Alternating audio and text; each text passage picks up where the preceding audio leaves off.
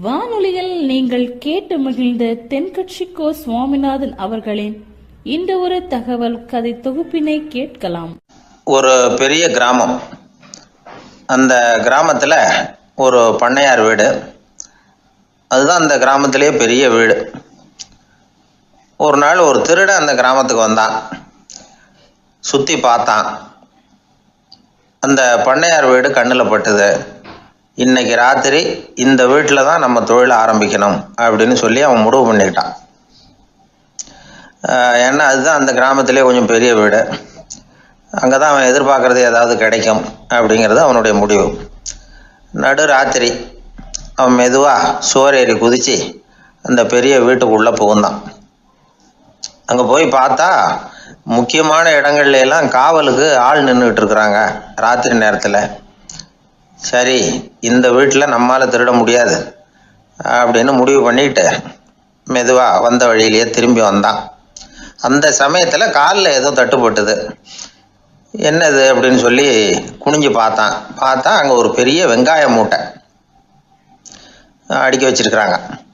சரி, வந்ததுக்கு வெறுங்கையோடு திரும்ப வேண்டாமே அப்படின்னு சொல்லி கையில் இருந்த ஒரு பெரிய பை நிறைய அதை அள்ளி போட்டுக்கிட்டான். வெங்காயத்தை போட்டுக்கிட்டு புறப்படுற சமயத்தில் கப்புன்னு கழுத்தில் ஒரு கை வந்து விழுந்தது. ஆள் மாட்டிக்கிட்டான். அதாவது காவலாளிகள் அவனை பிடிச்சி வச்சுக்கிட்டாங்க. மறுநாள் காலையில் அந்த திருடனை பண்ணையார் முன்னாடி கொண்டுட்டு போய் நிறுத்தினாங்க. ஐயா, இந்த ஆள் ராத்திரி நம்ம வீட்டில் திருடுறதுக்காக வந்தான். வெங்காயத்தை அள்ளிட்டு புறப்படுறப்போ மாட்டிக்கிட்டான் அப்படின்னாங்க. அவர் பார்த்தார். என்னப்பா இவங்க சொல்கிறது உண்மைதானான்னு கேட்டார். ஆமான்னு ஒத்துக்கிட்டான் அந்த ஆள். பண்ணையார் அதுக்கப்புறம் கொஞ்சம் யோசனை பண்ணார். அப்புறமா தீர்ப்பு வழங்கினார். இதை பாருப்பா, நீ இங்கே திருட வந்தது குற்றம். அதுக்காக நீ 100 ரூபாய் அபராதம் செலுத்தணும், அல்லது 100 கசையடிகள் வாங்கணும்.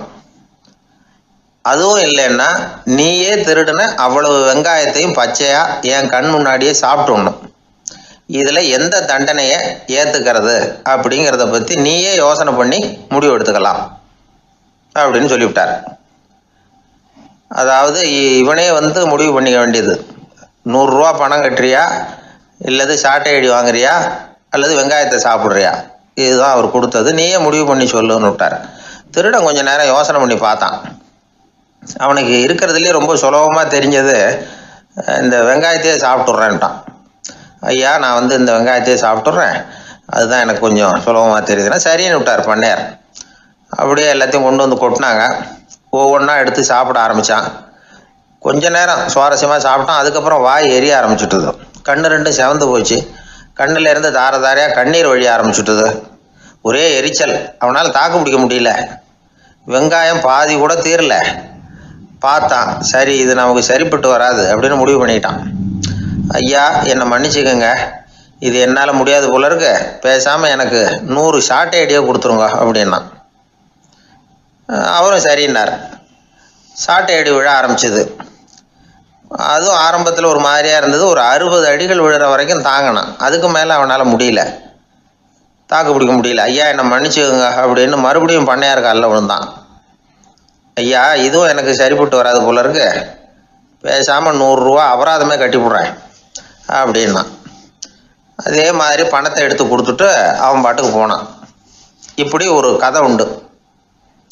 இந்த கதையை உலக புகழ்பெற்ற மனோதத்துவ மேதை எம் ஸ்காட் பெக் ஒரு உதாரணமாக எடுத்து சொல்கிறார். எதுக்காக அவர் எடுத்து சொல்கிறாருன்னா, இந்த முடிவெடுக்கும் திறன் அப்படிங்கிறத விளக்கிறதுக்காக.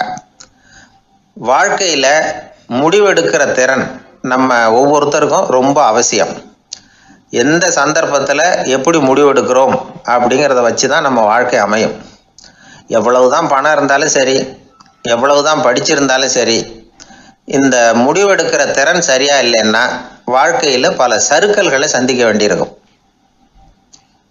நாம் முடிவுகள் எடுத்தால் அந்த முடிவுகளால் ஏற்படக்கூடிய விளைவுகளுக்கு நாம் பொறுப்பு ஏற்க வேண்டியிருக்குமே அப்படிங்கிற பயத்தினால முடிவெடுக்கிற அதிகாரத்தை பல சமயங்களில் நாம் மற்றவங்களுக்கு தாரவாத்து கொடுத்துட்றோம். நாமே முடிவெடுக்கக்கூடிய திறமையை வளர்த்துக்கிறது தான் ரொம்ப முக்கியம். ஒருத்தர் சொன்னார், சார், சின்ன சின்ன பிரச்சனைகள்ல எல்லாம் எங்கள் வீட்டில் என் மனைவி முடிவு எடுக்க விட்டுருவேன், பெரிய பிரச்சனைகள்ல எல்லாம் நான் தான் முடிவு எடுப்பேன் அப்படின்னார். பரவாயில்லையே அப்படின்னு சொல்லி சின்ன சின்ன பிரச்சனைகள்னா எதுங்க அப்படின்னு கேட்டேன். ஒன்றும் இல்லை, இந்த வீட்டு வருமானத்தை பெருக்கிறது எப்படி, வீட்டு செலவை சரி கட்டுறது எப்படி, வீட்டு செலவுக்கு வாங்கியிருக்கிற கடனை அடைக்கிறது எப்படி, இதெல்லாம் சின்ன சின்ன பிரச்சனைகள், என் மனைவிகிட்ட முடிவு எடுக்கிற விஷயத்தை விட்டுருவேன்னார். பெரிய பிரச்சனை தான் நான் எடுத்துக்குவேன்னார். அப்படின்னா பெரிய பிரச்சனைன்னா எது சார் அப்படின்னு கேட்டேன். அது என்னென்னா, இந்த உலக பொருளாதாரத்தை மேம்படுத்துறது எப்படி, 21ஆம் நூற்றாண்டில் என்னென்ன சவால்களை சந்திக்க வேண்டியிருக்கும் உலகம், இதெல்லாம் நான் பார்த்துக்குவேன் அப்படின்னார். பாருங்கள், இது பிரச்சனைகள்லேருந்து தப்பிக்கிற வழி. அதனால் வாழ்க்கையில் பிரச்சனைகளை சந்திக்கிறதுக்கு தயங்கக்கூடாது. அதே மாதிரி சரியான நேரத்தில் சரியான முடிவு எடுக்கிறதுக்கு நாம் கற்றுக்கணும். அது ரொம்ப முக்கியம். அந்த மரத்தின் உச்சியில் ஒரு பறவை கூடு, ஏதோ ஒரு பறவை கூடு கட்டியிருந்தது. அது என்ன பறவைன்னா ராஜாளி. ஒரு குரங்கு அந்த மரத்து கிளையில தாவி தாவி குதிச்சுக்கிட்டு இருந்தது. அப்போ இந்த கூட்டில் இருந்த முட்டை அது கண்ணில் போட்டுவிட்டுது. அதுக்கப்புறம் அது சும்மா இருக்குமா, விளையாட்டாக ஒரு முட்டையை எடுத்தது, மரத்தை விட்டு கீழே இறங்குச்சு. கீழே ஒரு குப்பை மேட்டில் ஒரு கோழி சில முட்டைகளை அது பாட்டுக்கு இட்டு வச்சிருந்தது. குரங்கு தன் கையில் இருந்த ராஜாளி பறவையோட முட்டையை அந்த கோழி முட்டைகளோட சேர்த்து போட்டுட்டு போயிட்டுது. கோழி வந்தது, பார்த்தது, அதுக்கு ஒன்றும் வித்தியாசம் புரியல. தன்னுடைய முட்டைகளோடு சேர்த்து அந்த ராஜாளி முட்டையையும் சேர்த்து அடைகாத்துது. கொஞ்ச நாளில் குஞ்சுகள்லாம் பொரிச்சுது, எல்லாம் முட்டையை விட்டு வெளியில் வந்தது. ராஜாளி பறவையோட குஞ்சு அந்த கோழி குஞ்சுகளோடவே சேர்ந்து வளர்ந்தது. மற்ற கோழி குஞ்சுகள் போலவே இதுவும் குப்பையை கிளறிச்சு புழு பூச்சிகளை சாப்பிட்டுது. காக்கைகள் தாக்கிறதுக்கு வந்ததுன்னா மற்ற கோழி குஞ்சுகள் மாதிரியே இதுவும் பயந்து போய் தாய் கோழியின் சிறகுகளுக்கு உள்ளே ஒளிஞ்சிக்கும். இப்படியே கொஞ்ச காலம் போச்சு. குஞ்சுகள்லாம் வளர்ந்து பெருசாகிட்டுது. சிலது சேவல்களாச்சு, சிலது கோழிகளாச்சு. அந்த ஒன்று மட்டும் ராஜாளி ஆச்சு. ஆனால் ஒரு விஷயம், தான் ஒரு ராஜாளிங்கிறது அந்த பறவைக்கு தெரியாது. தன்னையும் ஒரு கோழின்னே அது நினச்சிக்கிட்டு இருக்கு. அப்படி நினச்சிக்கிட்டு குப்பை மேட்டை கிளறிக்கிட்டு இருக்கு. ஒரு நாள் சாயந்தர நேரம் இந்த ராஜாளி பறவை கீழே அது பாட்டுக்கு வழக்கம் போல் குப்பையை கிளறிக்கிட்டு இருக்குது. அப்போது அண்ணாந்து பார்க்குது. வானத்தில் உயரத்தில் கூட்டமாக ராஜாளி பறவைகள் உல்லாசமாக வட்டம் அடித்து பறந்துக்கிட்டு இருக்கு. அதே இது பார்க்குது. இதுக்கு மனசுக்குள்ளே ஏக்கமாக போச்சான். அப்போது இதுக்கு ஆண்டவன் பேரில் கோபம் வந்துதான். ஆண்டவனுக்கு என் பேரில் ஏன் இந்த ஓர வஞ்சனை, என்னையும் ஒரு ராஜாளியாக படைச்சிருந்தா நானும் கூட இந்நேரம் ஆகாயத்தில் உல்லாசமாக பறந்துக்கிட்டு இருப்பேனே அப்படின்னு நினச்சி வருத்தப்பட்டு தான். இது வேடிக்கையாக இருக்குல்ல. ஒரு வகையில் பார்த்தா நாம் கூட இந்த ராஜாளி பறவை மாதிரி தான் வாழ்ந்துக்கிட்டு இருக்கோம் அப்படிங்கிறார் ஒரு உளவியல் நிபுணர். நம்மால் எவ்வளவு வேலை செய்ய முடியும் அப்படின்னு நாம் நினச்சிக்கிட்டு இருக்கிறோமோ அதை விட பல மடங்கு நம்மால் வேலை செய்ய முடியுமா, பல மடங்கு வேகமாகவும் வேலை செய்ய முடியும் அப்படிங்கிறார் அவர். நம்முடைய முழுமையான பலம் என்னங்கிறது நமக்கே தெரியறதில்ல, அதுதான் கஷ்டம். நம்முடைய பலம் தெரியாததுனால தான் நாம் எதுக்கு எடுத்தாலும் பயந்துக்கிட்டு இருக்கிறோம். ஒரு ஆள் இருந்தான், அவனுக்கு எப்படின்னா கோழியை கண்டா பயப்படுவான். ஏன் கோழியை கண்டா பயம்னா, அவனுக்கு மனசுக்குள்ள தான் ஒரு புழுன்னு நினைப்பு. தன்னை ஒரு புழுவாக நினைக்கும் பொழுது, புழுன்னா கோழி கொத்துமில்ல, அதனால கோழியை கண்டு பயப்பட ஆரம்பிச்சிட்டான். இவன் நடுங்கிடுவான். எதிரில் கோழி வந்ததுன்னா உடம்பு பூரா நடுங்க ஆரம்பிச்சிடும். வீட்டில் இருக்கிறவங்க பார்த்தாங்க. இவனை அழைச்சிட்டு போய் ஒரு மனநோய் மருத்துவமனையில் சேர்த்துட்டாங்க. அங்கே உள்ள டாக்டர் இவருக்கு சிகிச்சையெல்லாம் கொடுத்தார். ஒரு வாரம் இவனை தங்க வச்சு வேண்டிய சிகிச்சையெல்லாம் கொடுத்து மன ரீதியாக அவனை மாற்றி, சரி இனிமேல் நீ வீட்டுக்கு போகலாம்னு சொல்லி அனுப்பி வச்சார். வீட்டுக்கு புறப்பட்டான். அப்போ சொன்னார், இதை பாருப்பா, நீ வீட்டுக்கு போகலாம், நேராக வீட்டுக்கு போ, நல்லா ஞாபகம் வச்சுக்கோ, இனிமே நீ ஒரு புழு கிடையாது, மனுஷன், தைரியமாக புறப்படு, போயிட்டு வா அப்படின்னு சொல்லி வழி அனுப்பி வச்சார். சரிங்க டாக்டர்னு சொல்லிவிட்டு இவன் புறப்பட்டு போனான். பாதி வழி போயிருப்பான். லேசாக நிமிர்ந்து பார்க்குறான், எதிரில் ஒரு கோழி வந்துக்கிட்டு இருக்கு. அது பாட்டுக்கு சாதாரணமாக நடந்து வந்துக்கிட்டு இருந்தது. அவ்வளவுதான், இவன் உடம்பு கிடுகிடுன்னு ஆட ஆரம்பிச்சுட்டுது. திரும்பி ஓடி வந்துட்டான். டாக்டர் கேட்டார், ஏன்ப்பா திரும்பி ஓடி வந்துட்டேன்னு. பாதி தூரம் போயிட்டேன் டாக்டர், எதிரில் ஒரு கோழி வந்துக்கிட்டு இருக்குது, அதான் பயமாக இருந்தது, வந்துட்டேன்னா. டாக்டருக்கு ஒரு மாதிரி ஆகிடுது. அவர் சொன்னார், இதை பாருப்பா, நான் தான் சொன்னேனே, நீ ஒரு புழு இல்லை, மனுஷன். இனிமேல் நீ புழு கிடையாது, நீ ஒரு மனுஷன். நீ ஒரு புழு இல்லைங்கிறது இன்னமும் உனக்கு புரியலையா அப்படின்னார் டாக்டர். நான் புழு இல்லைங்கிறது எனக்கு தெரிஞ்சுட்டுது டாக்டர், இது அந்த கோழிக்கு தெரியுமான்னு தெரியலையே அப்படின்னா. இவெல்லாம் எந்த காலத்தில் மாறுறது? அதனால் வாழ்க்கையில் வெற்றி பெறணும் அப்படின்னு நினைக்கிறவங்க யாராக இருந்தாலும் தன்னுடைய பலம் என்ன அப்படிங்கிறத முதல்ல புரிஞ்சுக்கணும். தன்னுடைய சக்தியை புரிஞ்சுக்கிட்டவன் வெற்றி பெறுவது நிச்சயம். எது ரொம்பவும் கஷ்டமான காரியம் அப்படின்னு கேட்டார் ஒருத்தர். ஒருத்தருக்கு ஒருத்தர் சண்டை போடாமல் இருக்கிறது தான் ரொம்ப கஷ்டமான காரியம் அப்படின்னு தோணுது. ஒரு நாட்டுக்கும் இன்னொரு நாட்டுக்கும் சண்டை, நாட்டுக்குள்ளேயே ஒரு குரூப்புக்கும் இன்னொரு குரூப்புக்கும் சண்டை. ஏன் சண்டை போட்டுக்கிறீங்கன்னு கேட்டு பாருங்கள். நாங்கள் சமாதானத்துக்காக தான் சண்டை போட்டுக்கிறோம் அப்படிம்பாங்க. வாழறதுக்காக பிறந்த மனுஷன் லட்சியத்துக்காக உயிரை விட தயார் அப்படின்னு சொல்லிகிட்டு இருப்பான். அப்படி உயிரை விடுறவங்கள நாமளும் பாராட்டுவோம். ஆனால் ஒன்றும் இல்லாத விஷயங்களுக்கெல்லாம் சண்டை போடுறவங்களெல்லாம் அப்படிப்பட்டவங்களையும் சரி உயிரை விடுறவங்களையும் சரி என்னென்னு சொல்கிறது? யுத்தங்களாலேயும் சண்டைகளாலேயும் நாம் அடையிறது என்னங்கிறது ஒரு பக்கம் இருக்கட்டும், இழக்கிறது என்ன தெரியுமா? ஏராளமான உயிர்கள். ரத்தம் சிந்துறதுக்கு நான் தயார் அப்படின்னு மார்தட்டி சொல்லலாம். ஆனால் ரத்தம் சிந்தினா உயிர் காத்துக்கிட்டு இருக்க தயார் இல்லை. அதாவது உயிர் நமக்காக காத்துக்கிட்டு இருக்க தயார் இல்லை. இழக்கிற ரத்தத்தை ஈடுகட்டினா தான் உயிரை காப்பாற்ற முடியும். அதனால் இது சம்மந்தமாக ஆராய்ச்சி செய்கிற கட்டாயம் ஏற்பட்டு போச்சு. அதோட விளைவாக புதுசாக ஒன்றை கண்டுபிடிச்சிருக்கிறாங்க. அதுதான் செயற்கை ரத்த பொடி. இப்போ இந்த திடீர் சாம்பார் பொடி, திடீர் ரசப்பொடி, திடீர் காப்பி பொடி இப்படிலாம் சொல்கிறோம்ல, அது மாதிரி இது திடீர் ரத்த பொடி. இஸ்ரேல் ஒரு சின்ன நாடு, மக்கள் தொகை குறைச்சல், அதோட போர்கள் வேறு. அதனால் காயம்பட்டவங்களை காப்பாற்றியே தீர வேண்டிய கட்டாயம். காப்பாற்றணும்னா ரத்த இழப்பை தடுக்கணும். அப்படின்னா உடனடியாக புது ரத்தம் செலுத்தி ஆகணும். திடீர்னு ரத்தம் வேணும்னா எங்கே போகிறது? அதுவும் கிடைக்கிற ரத்தம் சேர்கிற குரூப்பாக இருக்கணும். ஒரு வேடிக்கை பார்த்தீங்களா, நான் வேறு குரூப்பு நீ வேறு குரூப்புன்னு இவன் சண்டை போடுறான். இதில் அடிபட்டவனுக்கு ரத்தம் கொடுக்க போனால் அதுலேயும் அது வேறு வேறு குரூப்பாக இருக்குது. அது ரத்தமும் வேறு வேறு குரூப்புன்னு சொல்லிகிட்டு இருக்குது. எந்த குரூப்பு ரத்தம் வேணும்? அது உடனடியாக கிடைக்கலன்னா என்ன பண்ணுறது? இப்படிப்பட்ட கஷ்டம்லாம் நமக்கு வந்துடுது. இதுக்காக தான் விஞ்ஞானிகள் இந்த ரத்த பொடியை கண்டுபிடிச்சிருக்கிறாங்க. அதாவது ஒரு ஆள் அடிபட்டு போட்டான்னு வச்சுங்களேன், அவனுக்கு ரத்தம் கிடைக்கல, உடனே என்ன பண்ணலாம்? இந்த சுத்தப்படுத்தப்பட்ட தண்ணீரை கொஞ்சம் எடுத்துக்க வேண்டியது, அதில் இந்த ரத்த பொடியை கரைக்க வேண்டியது. இப்போ இந்த செயற்கை ரத்தம் தயாராகிட்டுது. இதை அந்த ஆள் உடம்புல ஏற்றி விட்டுற வேண்டியது. இயற்கையாக நம்ம உடம்புல இருக்கிற ரத்தம் என்னென்ன வேலை செய்யுதோ அதே வேலையை இதுவும் செய்யும். அதாவது ஆக்சிஜனை உடம்புல எல்லா இடத்துக்கும் எடுத்துகிட்டு போகுது. அந்த வேலையை இந்த செயற்கை ரத்தமும் செஞ்சுருது. ஆனால் ஒரு விஷயம், இந்த செயற்கை ரத்தம் ஒரு அவசரத்துக்கு தான் உபயோகப்படுத்தலாம், ஒரு முதல் உதவி மாதிரி. அதை அப்படியே நிரந்தரமாக விட்டுற முடியாது. பின்னாடி தேவையான குரூப்பு உண்மையான ரத்தம் கிடைச்ச உடனே அதை செலுத்திக்கணும். உண்மையான ரத்தத்தை 20லேருந்து 40 நாள் வரைக்கும் தான் பாதுகாக்க முடியும். அதுவும் குளிர்பதன பெட்டியில். அதுக்குள்ளே உபயோகப்படுத்தலைன்னா அது வீணாக போயிடும். இந்த ரத்த பொடி அப்படி இல்லை, எவ்வளோ நாள் வேணும்னாலும் அப்படியே வச்சுருக்கலாம். குளிர்பதன பெட்டியும் தேவையில்லை.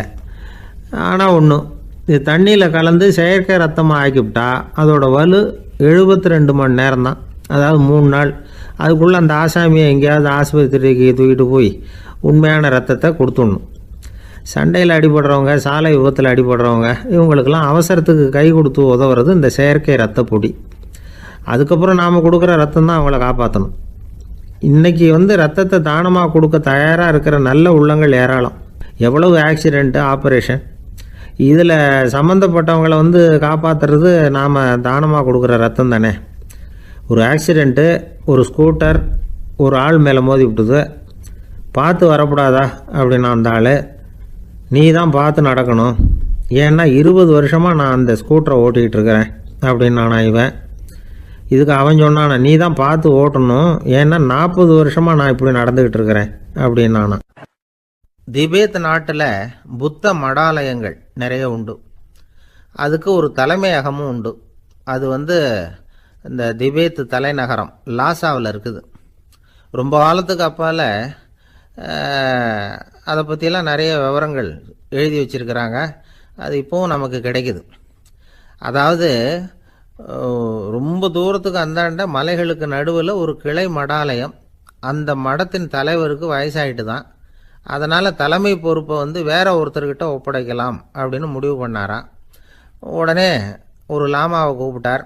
அவர் மூலமாக தலைமை மடாலயத்துக்கு செய்தி அனுப்புனார், பொருத்தமான வாரிசு ஒருத்தரை அனுப்பி வைக்கும்படியாக. அந்த வாலிப லாமா புறப்பட்டார். காடு மேடெல்லாம் நடந்து போகிறார். ரொம்ப நாள் கழித்து தலைமை பீடத்தை அடைஞ்சார். தலைமை குருக்கிட்ட விவரத்தை சொன்னார். தகுதியான ஒருத்தரை அனுப்பி வச்சா அழைச்சிட்டு போகிறேன் அப்படின்னார். சரி, நாளைக்கு காலையில் நீங்கள் அவங்க எல்லாரையும் அழைச்சிட்டு போகலாம்னார் அவர். அவங்க எல்லாரையுமா? அங்கே தேவைப்படுறது ஒருத்தர் தானே அப்படின்னார் இவர். ஆமான்னார். அப்புறம் ஏன் எல்லாரையும் அழைச்சிட்டு போக சொல்கிறீங்கன்னார். அது இப்போ உனக்கு புரியாது. நான் ஒரு 100 பிக்குகளை அனுப்புகிறேன், அதாவது பிட்சுகளை. அவ்வளவு பேரையும் அங்கே வச்சு சமாளிக்க முடியாது அப்படின்னார் இவர். இருந்தாலும் இப்போ அந்த தலைமை குரு என்ன சொன்னார்னா, அதை பற்றி கவலைப்படாத, நான் வந்து 100 பேரை அனுப்புகிறேன். அதில் 99 பேர் வழியிலேயே காணாமல் போடுவாங்க, ஒருத்தன் மட்டும்தான் வருவான். அவனும் அங்கே வந்து சேர்ந்துட்டானா நீ ரொம்ப கொடுத்து வச்சவன் அப்படின்னார். இவருக்கு ஒன்றும் புரியல. இருந்தாலும் மறுநாள் அந்த வாலிபலாமா 100 பேரை அழைச்சிக்கிட்டு புறப்பட்டார். போகிற வழியிலேயே பல பேர் அங்கங்கே பிச்சுக்கிட்டு போயிட்டாங்க. அவர் சொன்னது மாதிரியே வழியில் அவங்க ஊர்கள் இருந்தது தான் காரணம். அப்பா அம்மாவை பார்த்துட்டு வரேன் அப்படின்னு கொஞ்சம் பேர் போனாங்க. சொந்த பந்தத்தை பார்த்துட்டு வரேன் அப்படின்னு கொஞ்சம் பேர். ஒரு வாரம் ஆச்சு. இப்போ மிஞ்சினது 10 பேர் தான். வழியில் ஒரு நகரம். அங்கே சில பிட்சுக்கள் வந்து சந்தித்தாங்க. எங்கள் மடத்து தலைவர் இறந்துட்டார், உங்களில் யாராவது ஒருத்தர் எங்களுக்கு தலைவராக முடியுமா அப்படின்னு கேட்டாங்க. 10 பேரும் தயார். அதில் ஒருத்தரை அழைச்சிக்கிட்டு அவங்க போயிட்டாங்க. இன்னொரு ஊரில் சில பேர் வந்தாங்க, வழி மறிச்சாங்க. நில்லுங்க, எங்கள் மன்னர் மகளுக்கு திருமணம், அதை நடத்தி வைக்க 3 லாமாக்கள் தேவை அப்படின்னாங்க. இப்படி கொஞ்சம் கொஞ்சமாக எல்லாரும் காலி. கடைசியில் 2 பேரும் மிஞ்சினாங்க. அங்கே ஒரு இளம்பெண் எதிரில் வந்தா. எங்கள் அப்பா வேட்டைக்கு போயிருக்கிறாரு, இன்னும் திரும்பி வரல. வீட்டில் வேறு யாரும் இல்லை, தனியாக இருக்க பயமாக இருக்குது, யாராவது ஒருத்தர் எனக்கு துணையாக இருக்கணும் அப்படின்னு கேட்டுக்கிட்டா. எங்கள் 2 பேரில் நீயே ஒருத்தரை தேர்ந்தெடுத்துக்கோ, இல்லைன்னா எங்களுக்குள்ளே சண்டை வந்துடும் அப்படின்னாங்க. இப்போ மிஞ்சினவர் ஒருத்தர். அவருக்கும் ஒரு சோதனை வந்தது. ஒரு தர்க்கவாதி எதிரில் வந்தான். உன்னோட வாதம் பண்ணணும்னா. இவனோட வாதம் பண்ணுறேன், அது முடிய ரொம்ப காலம் ஆகலாம். தர்க்கத்தில் நான் ஜெயிச்சா அங்கே வரேன், இல்லைன்னா இவருடைய சீடனை ஆயிடுவேன் அப்படின்னார் அவர். கடைசியாக அழைக்க வந்த வாலிபலாமா மட்டும் வெறுங்கையோடு திரும்பி போனார். அங்கே இருந்த வயசான மடாதிபதி கேட்டார், எத்தனை பேர் அங்கேருந்து புறப்பட்டீங்கன்னார். என்னையும் சேர்த்து 101ன்னார் அவர். நல்லது, நீயாவது திரும்பி வந்தியே, அதுதான் எனக்கு போதும். ஏன்னா நீ தான் எனக்கு உண்மையான வாரிசு. அந்த 100 பேரில் யாரும் வரமாட்டாங்க அப்படின்னார் அவர். ஏன்னா அவருக்கு தெரியும் இவர் ஒருத்தர் தான் திரும்பி வருவாருங்கிறது. திபேத்தில் ஒரு பழங்கால பழமொழி உண்டாம், 100 பேர் செல்லலாம், எப்பொழுதாவது ஒருவன் அபூர்வமாக அடைய வேண்டிய இடத்தை அடைவான். இதுதான் அந்த பழமொழி. ஒரு உன்னதமான இலக்கை அடையணும்னா அது அவ்வளவு சுலபமான காரியம் இல்லை. இந்த காலத்து மடாலயம் ஒன்று, அதில் ஒரு தலைவர், அவருக்கு வயசாகிட்டுது, தனக்கு ஒரு வாரிசை நியமிக்கணும் அப்படின்னு ஆசைப்பட்டார். ரொம்ப கஷ்டப்பட்டு ஒருத்தரை பிடிச்சார். தனக்கு வாரிசாக நியமிச்சுட்டு அவர் சமாதி ஆகிட்டார். புதுசாக பொறுப்பேற்றுக்கிட்டவர் அப்படியே உட்காந்துருந்தார். அவரை தேடிட்டு பத்திரிகை நிருபர்கள்லாம் வந்தாங்க, கேட்டாங்க. அவர் உங்கள் பொறுப்பில் வந்து அவர் பெரியவர் விட்டுட்டு போன இது எவ்வளவு சுமாராக தேரும், எவ்வளவு விட்டுட்டு போனார் அப்படின்னு கேட்டிருக்கிறாங்க. அது என்ன ஒரு 50 லட்சம் இருக்கும் அப்படின்னாராம்.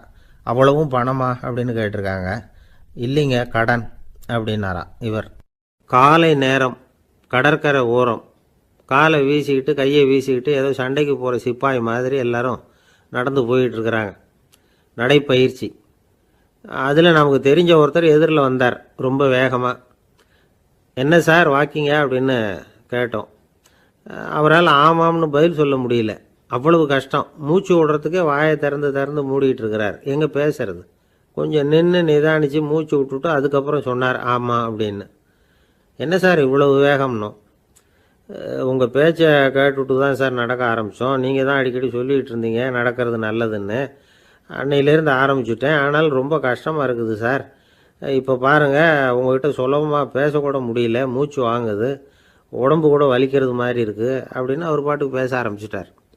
உங்களை யார் சார் இவ்வளவு வேகமாக நடக்க சொன்னது? வேகத்தை குறைங்க, மெதுவாக நடங்க அப்படின்னோம். நீங்கள் நடக்கிறதுனால என்னென்ன சௌகரியம்னு அன்னைக்கு சொன்னீங்களே தவிர சௌகரியமாக நடக்கிறது எப்படின்னு சொல்லலையே அப்படின்னார் அவர். இன்னமும் லேசாக மூச்சு வாங்கிக்கிட்டே சொன்னால் கூட இவர் சொல்கிறதுலேயும் ஒரு நியாயம் இருக்குது.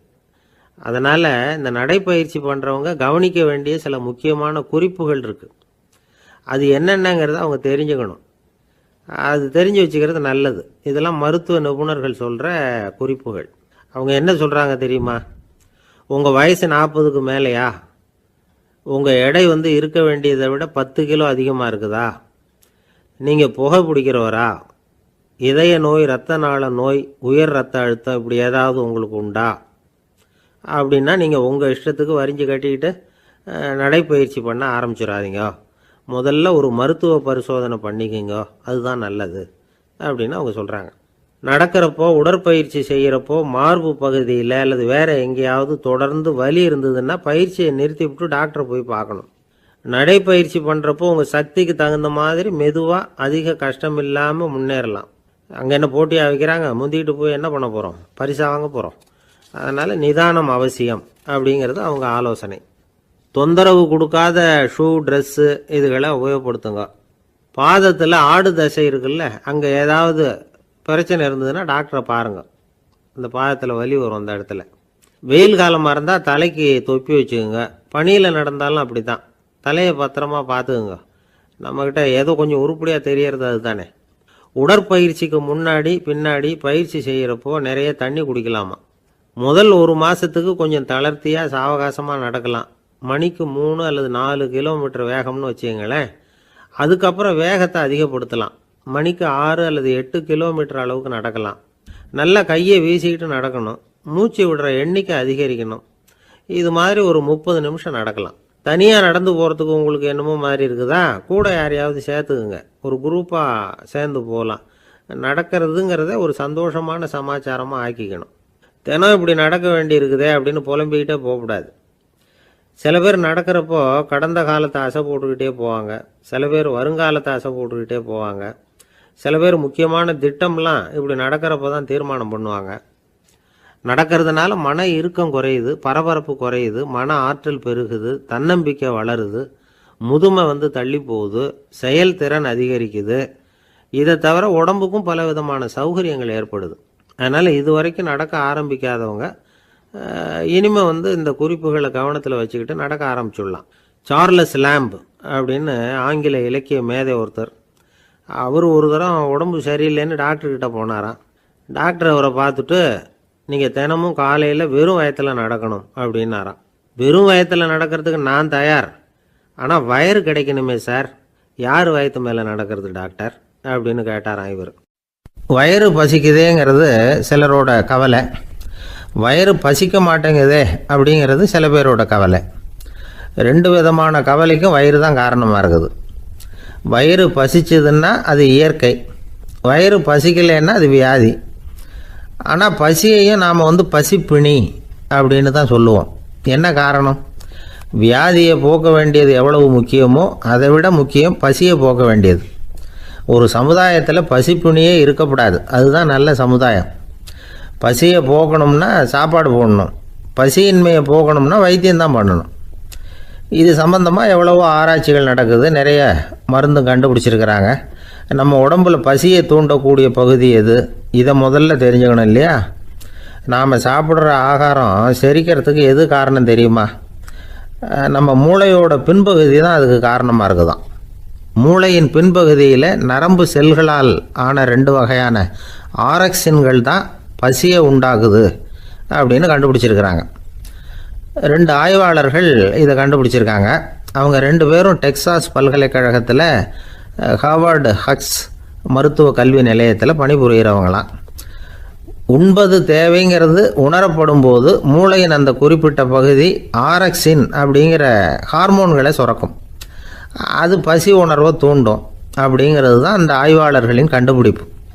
இந்த ஆரக்சின் வேறு சில உயிரினங்கள்லேயும் உண்டு. இப்போ எலிகளில் கூட இது இருக்குது. அதனால் எலிகளை வச்சு இது சம்பந்தமாக ஆராய்ச்சி பண்ணாங்க. எலிகள் உடம்பில் ஆரக்சினை செலுத்தி பார்த்தாங்க. உடனே என்னாச்சு தெரியுமா?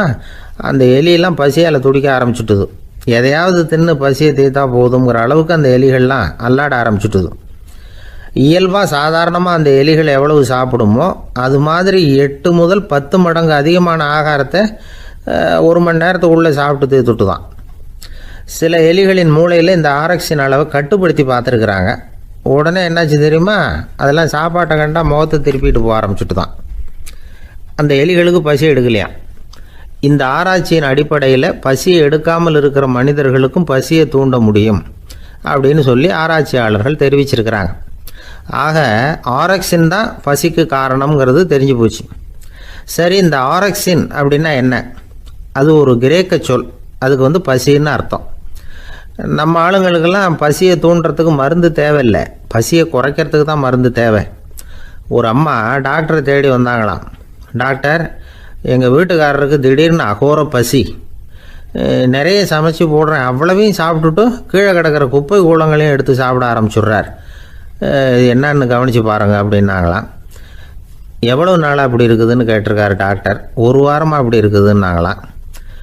இவ்வளவு நாளாக ஏன் சும்மா இருந்தீங்க, ஆரம்பத்திலே இங்கே அழைச்சிட்டு வர வேண்டியது தானே அப்படின்னாரான் டாக்டர்.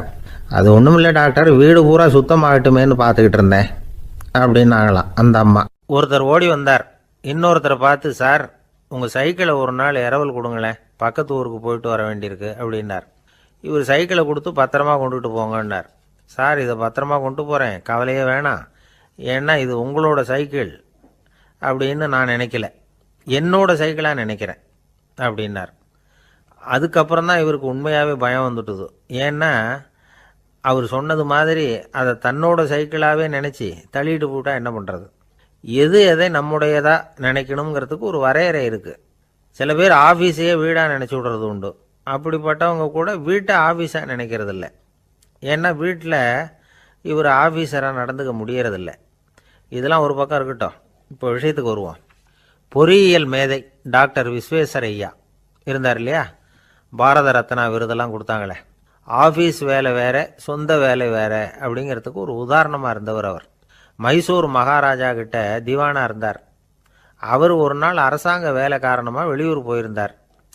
ஹாசன்கிற ஊருக்கு பக்கத்தில் ஒரு பயண மாளிகை, அங்கே தங்கிவிட்டார். ராத்திரி அங்கே தங்கி இருந்துட்டு விடிஞ்சதும் ஊருக்கு திரும்புறதாக திட்டம். ராத்திரி தூங்கிறதுக்கு ரொம்ப நேரம் ஆயிட்டுது. ரொம்ப நேரம் வரைக்கும் அரசாங்க சம்பந்தப்பட்ட வேலைகளையே பார்த்துக்கிட்டு இருக்கிறார். அரசாங்க ஃபைல்கள் நிறைய இருந்தது. அதையெல்லாம் ஒவ்வொன்றா எடுத்தார், படித்து பார்த்தார், பரிசீலனை பண்ணார். அதில் எழுத வேண்டியதை எழுதினார், கையெழுத்து போட்டார். ஒரு வழியாக அந்த வேலையெல்லாம் முடிஞ்சுது. அதுக்கப்புறம் என்ன பண்ணார்னா, தன்னுடைய சூட்கேஸை திறந்தார். அதிலிருந்து 2 மெழுகுவத்தியை எடுத்து கொளுத்தி வச்சார். அந்த பயண மாளிகையில் அது வரைக்கும் எரிஞ்சுக்கிட்டு இருந்த மின்சார விளக்குகளை அணைச்சிட்டார். அதுக்கு பிறகு அந்த மெழுகுவத்தி வெளிச்சத்தில் சில புத்தகங்களை தொடர்ந்து படிக்க ஆரம்பிச்சிட்டார். அந்த பயண மாளிகையில் பணியாளராக இருந்தவர் இதை பார்த்துட்டு ஓடி வந்தார். மறுபடியும் மின் விளக்க போடுறதுக்காக போனார். விஸ்வேஸ்வரய்யா அதை பார்த்துட்டு போட வேணாம்ட்டாராம். இது வரைக்கும் நான் அரசாங்க அலுவல்களை கவனிச்சுக்கிட்டு இருந்தேன், அதனால் மின் விளக்குகள் அப்போ எரிஞ்சதில் தப்பு இல்லை. இப்போ நான் புத்தகம் படிச்சுக்கிட்டு இருக்கேன், இது என்னுடைய சொந்த வேலை, இங்கே இருக்கிற மின் விளக்கு அதுக்காக ஏன் எரியணும் அப்படின்னு கேட்டாராம்.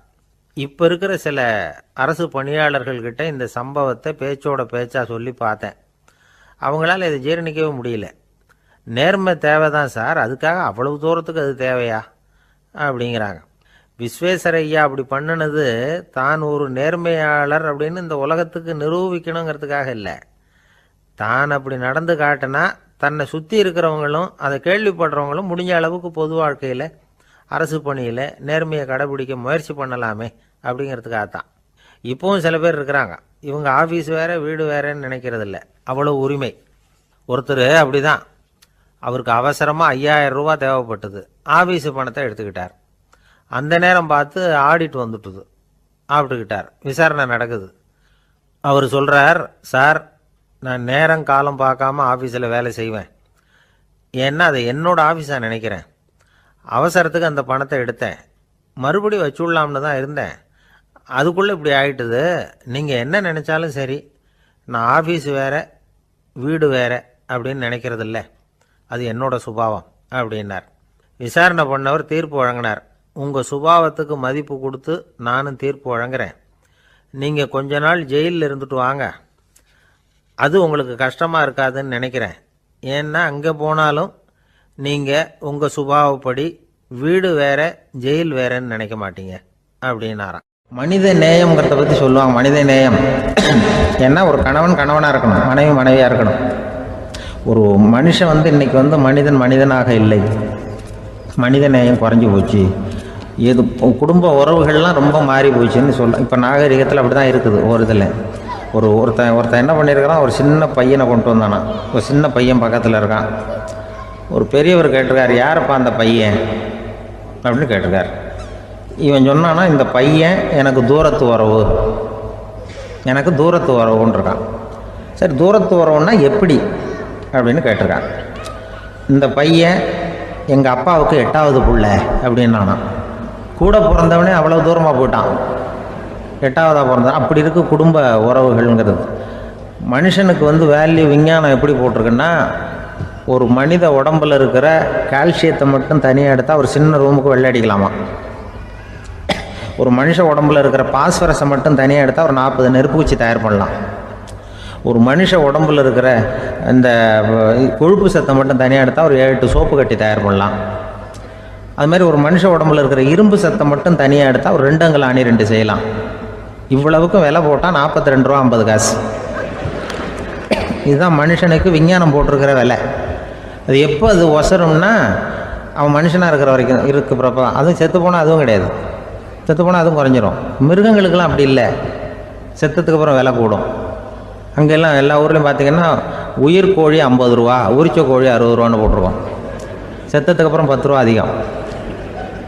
மனுஷன் நீ உயிர் மனுஷன் 42 ரூபா 50 காசு, செத்ததுக்கு அப்புறம் 52 ரூபான்னா நீயே வச்சுக்கிடாது, எனக்கு இது கண்டு போடும்.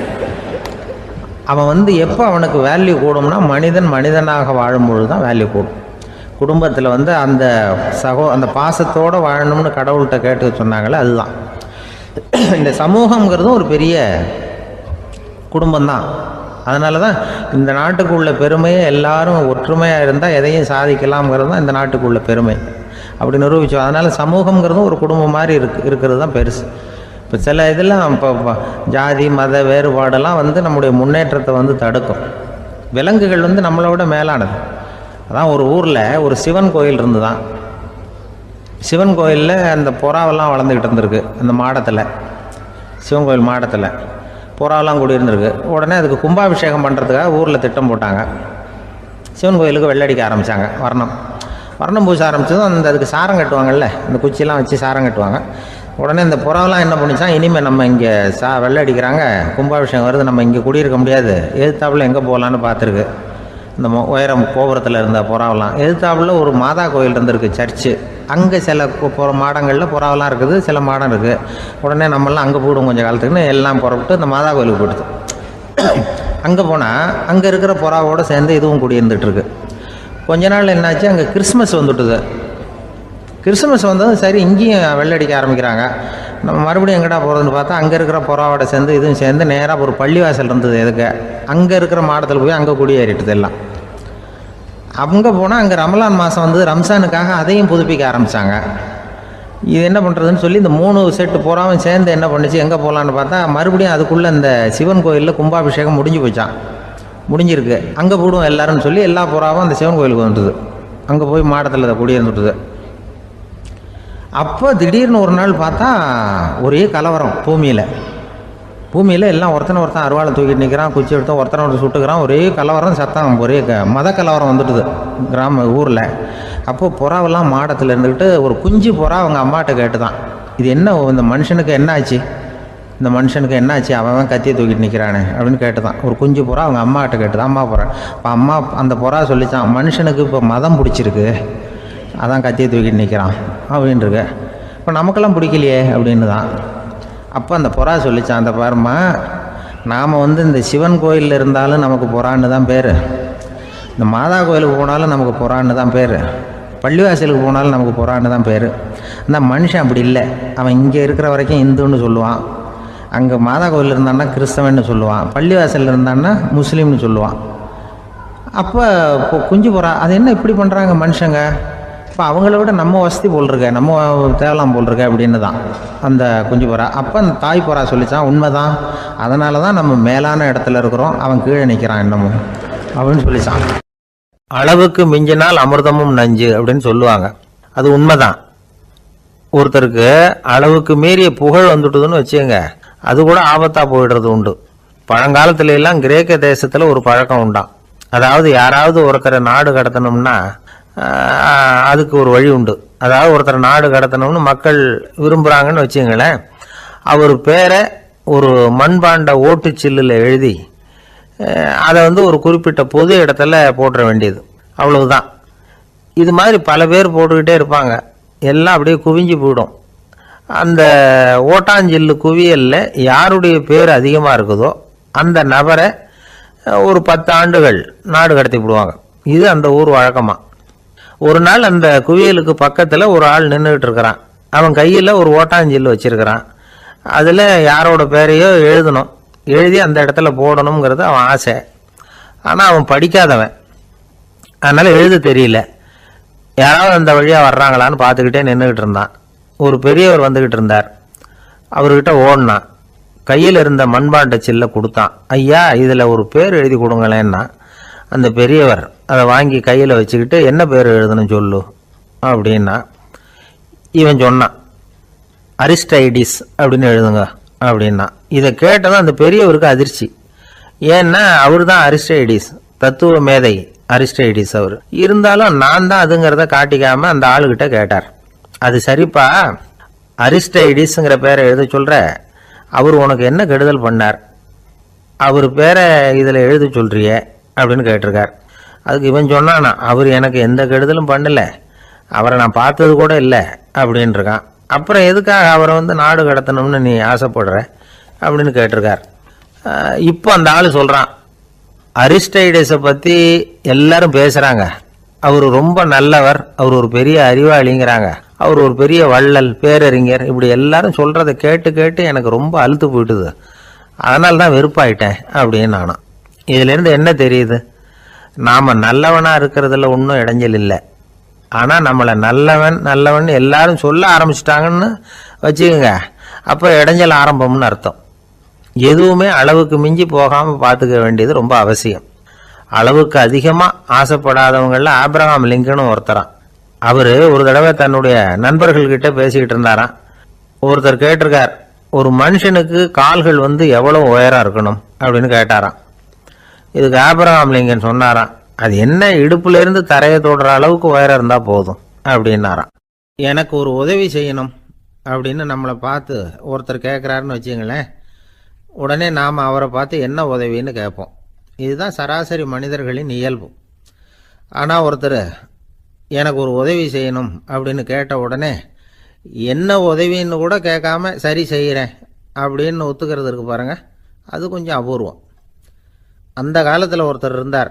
அவர் எப்படி தெரியுமா, உதவி கேட்குறவங்க நல்லவங்களா கெட்டவங்களா அப்படின்னு கூட பார்க்கல, தனக்கு நன்மையா தீமையா அப்படின்னு கூட பார்க்கல, உதவி செய்கிறேன்னு புறப்பட்டுட்டார். அவர் யார் தெரியுமா, அவர் தான் நல சக்கரவர்த்தி. அவர் மாதிரி நாமும் உதவி கேட்குறவங்களுக்கு உடனே உதவி செய்கிறதுக்கு தயாராக இருக்கணும் அப்படின்னு சொன்னார் ஒரு ஆன்மீக பேச்சாளர். நல சரித்திரத்தை அவர் சொல்லிக்கிட்டு இருந்தார். இந்திரன், அக்னி, வருணன், யமன், இவங்க 4 பேரும் நலனை பார்த்து, எங்களுக்கு நீ உதவி செய்யணும், எங்களுக்காக நீ தூது போகணும் அப்படின்னு கேட்குறாங்க. யாருக்கிட்ட தூது போகணும், என்ன காரியத்துக்காக போகணும் அப்படின்னு கேட்கணும்ல. நலன் அப்படி கேட்கவே இல்லை, உடனே சரின்னு ஒத்துக்கிறான். அதுக்கப்புறம் அவங்க விவரம் சொல்கிறாங்க, என்ன உதவி, யாருக்கிட்ட தூது போகணும் அப்படிங்கிற விவரத்தை சொல்கிறாங்க.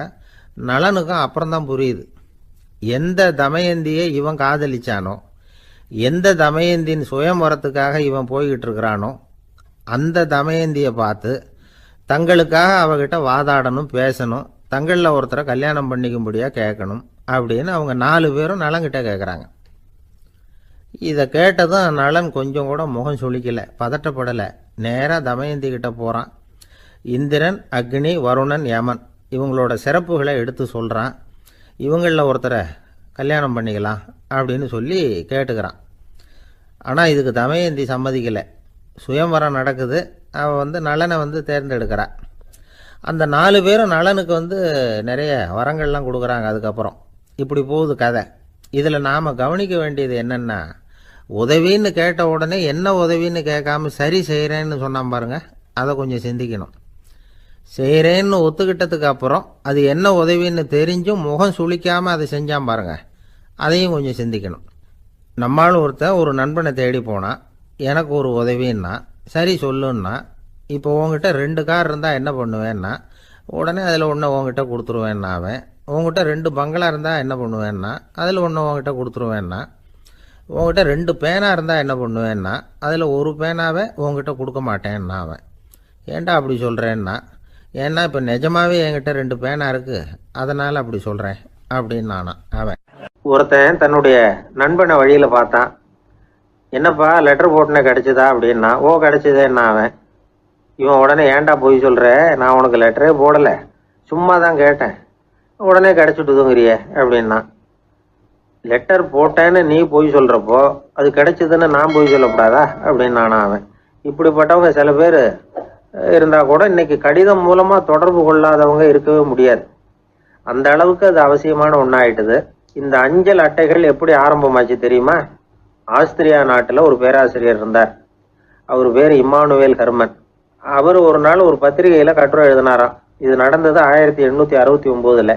அவர் எழுதின கட்டுரையில் மக்கள் அதிகம் செலவு இல்லாமல் ஒருத்தருக்கு ஒருத்தர் தகவல் பரிமாறிக்கிறது எப்படி அப்படிங்கிறத பற்றி எழுதியிருந்தார். அதுக்கு சில யோசனைகளை அவரே எழுதியிருந்தாராம். எப்படின்னா, அந்த கட்டுரையை எல்லாரும் படித்து பார்த்துருக்குறாங்க, அவர் சொன்ன யோசனைகள் என்னன்னு. அது அரசாங்கத்தின் கவனத்துக்கும் அது போச்சான். ஆகா, இது அவர் சொல்கிற யோசனை நல்லா இருக்கும் போல் இருக்கு அப்படின்னு அவங்களே நினச்சிருக்கிறாங்க. அவ்வளவுதான். உடனே அந்த யோசனையை நடைமுறைக்கு கொண்டுகிட்டு வந்தாங்களாம். பேராசிரியர் இம்மானுவேல் ஹெர்மனின் யோசனைப்படி அச்சடித்த அரசு முத்திரையோட அரசாங்கம் அஞ்சல் அட்டைகளை வெளியிட ஆரம்பிச்சுதான். 1869 அக்டோபர் 7ஆம் தேதி இது நடந்திருக்கு. உலகின் முதல் அஞ்சல் அட்டை வெளிவந்த நாள் அது. அப்போதான் அதுக்கு பேர் என்ன தெரியுமா? அதாவது கரஸ்பாண்டிங் கார்டு அப்படின்னு பேராது. அதுக்கப்புறம் என்ன ஆச்சுன்னா, உடனடியாக அமெரிக்காவிலேயே இது மாதிரியான கார்டுகளை வெளியிட ஆரம்பிச்சிட்டாங்க. அங்கே இதுக்கு என்ன பேர் தெரியுமா? Postal card. அதுக்கப்புறம் 1870 இங்கிலாந்துலேயும் இதை வெளியிட்டாங்களாம். அதை வெளியிட்ட முதல் நாள் அன்னைக்கு என்ன நடந்தது தெரியுமா? மக்கள்லாம் ஏதோ நியாய விலை கடையில் நிற்கிறது மாதிரி பெரிய பெரிய கியூ வரிசையில் நின்று இதை வாங்கினாங்களாம். நம்ம நாட்டில் முதல் அஞ்சலகம் 1927 கல்கத்தாவில் ஆரம்பமாயிருக்கு. இன்னைக்கும் அஞ்சலகம் இல்லாத இடமே இல்லை. அந்த அளவுக்கு அஞ்சல் போக்குவரத்து அதிகமாக இருக்குது. அன்னைக்கு உள்நாட்டில் ஒருத்தருக்கு ஒருத்தர் தகவல் பரிமாற்றம் செய்து கொள்ள மலிவான ஒரு அஞ்சல் அட்டையை அரசாங்கம் வெளியிடலாம் அப்படின்னு பேராசிரியர் எழுதின கட்டுரை இன்னைக்கு எந்த அளவுக்கு ஆகியிருக்கு பார்த்தீங்களா? ஒருத்தன் ஒரு தபால் பெட்டிக்கு பக்கத்தில் தலையை வச்சுக்கிட்டு அவன் பாட்டுக்கு நின்றுட்டு இருந்திருக்கான். அங்கே இருந்து இன்னொருத்தன் கேட்டிருக்கான், என்ன ஆச்சுன்னு. கொஞ்ச நேரத்துக்கு முன்னாடி இந்த தபால் பெட்டியில் ஒரு கார்டு எழுதி போட்டேன், விவரமெல்லாம் நல்லா தான் எழுதியிருக்கிறேன், ஆனால் அட்ரஸ் எழுத மறந்துட்டேன் அப்படின்னு நானா. உடனே அவன், அதுக்காக கவலைப்படாத, நான் போட்ட கார்டில் அட்ரஸ் எல்லாம் பின்கோடு உள்பட கரெக்டாக எழுதியிருக்கேன், ஆனால் விவரம் எழுத மறந்துட்டேன் நானா. கவலைப்படாத, கொஞ்ச நேரத்தில் தபால்காரர் வருவார், பெட்டியை திறந்ததும் நம்ம லெட்டரை கேட்டு வாங்கிக்கலாம்னா ஒருத்தன்.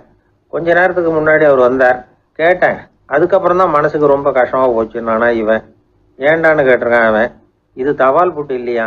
ஒரு நண்பர் யாருக்கோ ஃபோன் பண்ணிகிட்டு இருந்தார். அவர் பேசி முடித்ததும் நான் அவரை பார்த்து, இப்போ ஃபோன் பண்ணிங்களே, அந்த ஃபோன் நம்பர் என்ன அப்படின்னு கேட்டேன். அவர் தலையை சொரிஞ்சுக்கிட்டார், ஞாபகம் வரலன்னார். சரி சார், அதை விடுங்க, உங்கள் மனைவி பேர் என்ன அப்படின்னு கேட்டேன். மாலதின்னார். என்ன சார் இது வேடிக்கை, கொஞ்ச நேரத்துக்கு முன்னாடி பேசின ஃபோன் நம்பர் மறந்து போச்சு, எப்போவோ கல்யாணம் பண்ணிக்கிட்ட மனைவி பேர் மறக்கலை, அதை கரெக்டாக சொல்லிவிட்டீங்களே அப்படின்னு கேட்டேன். அவர் என்ன ஒரு மாதிரியாக பார்த்தார்.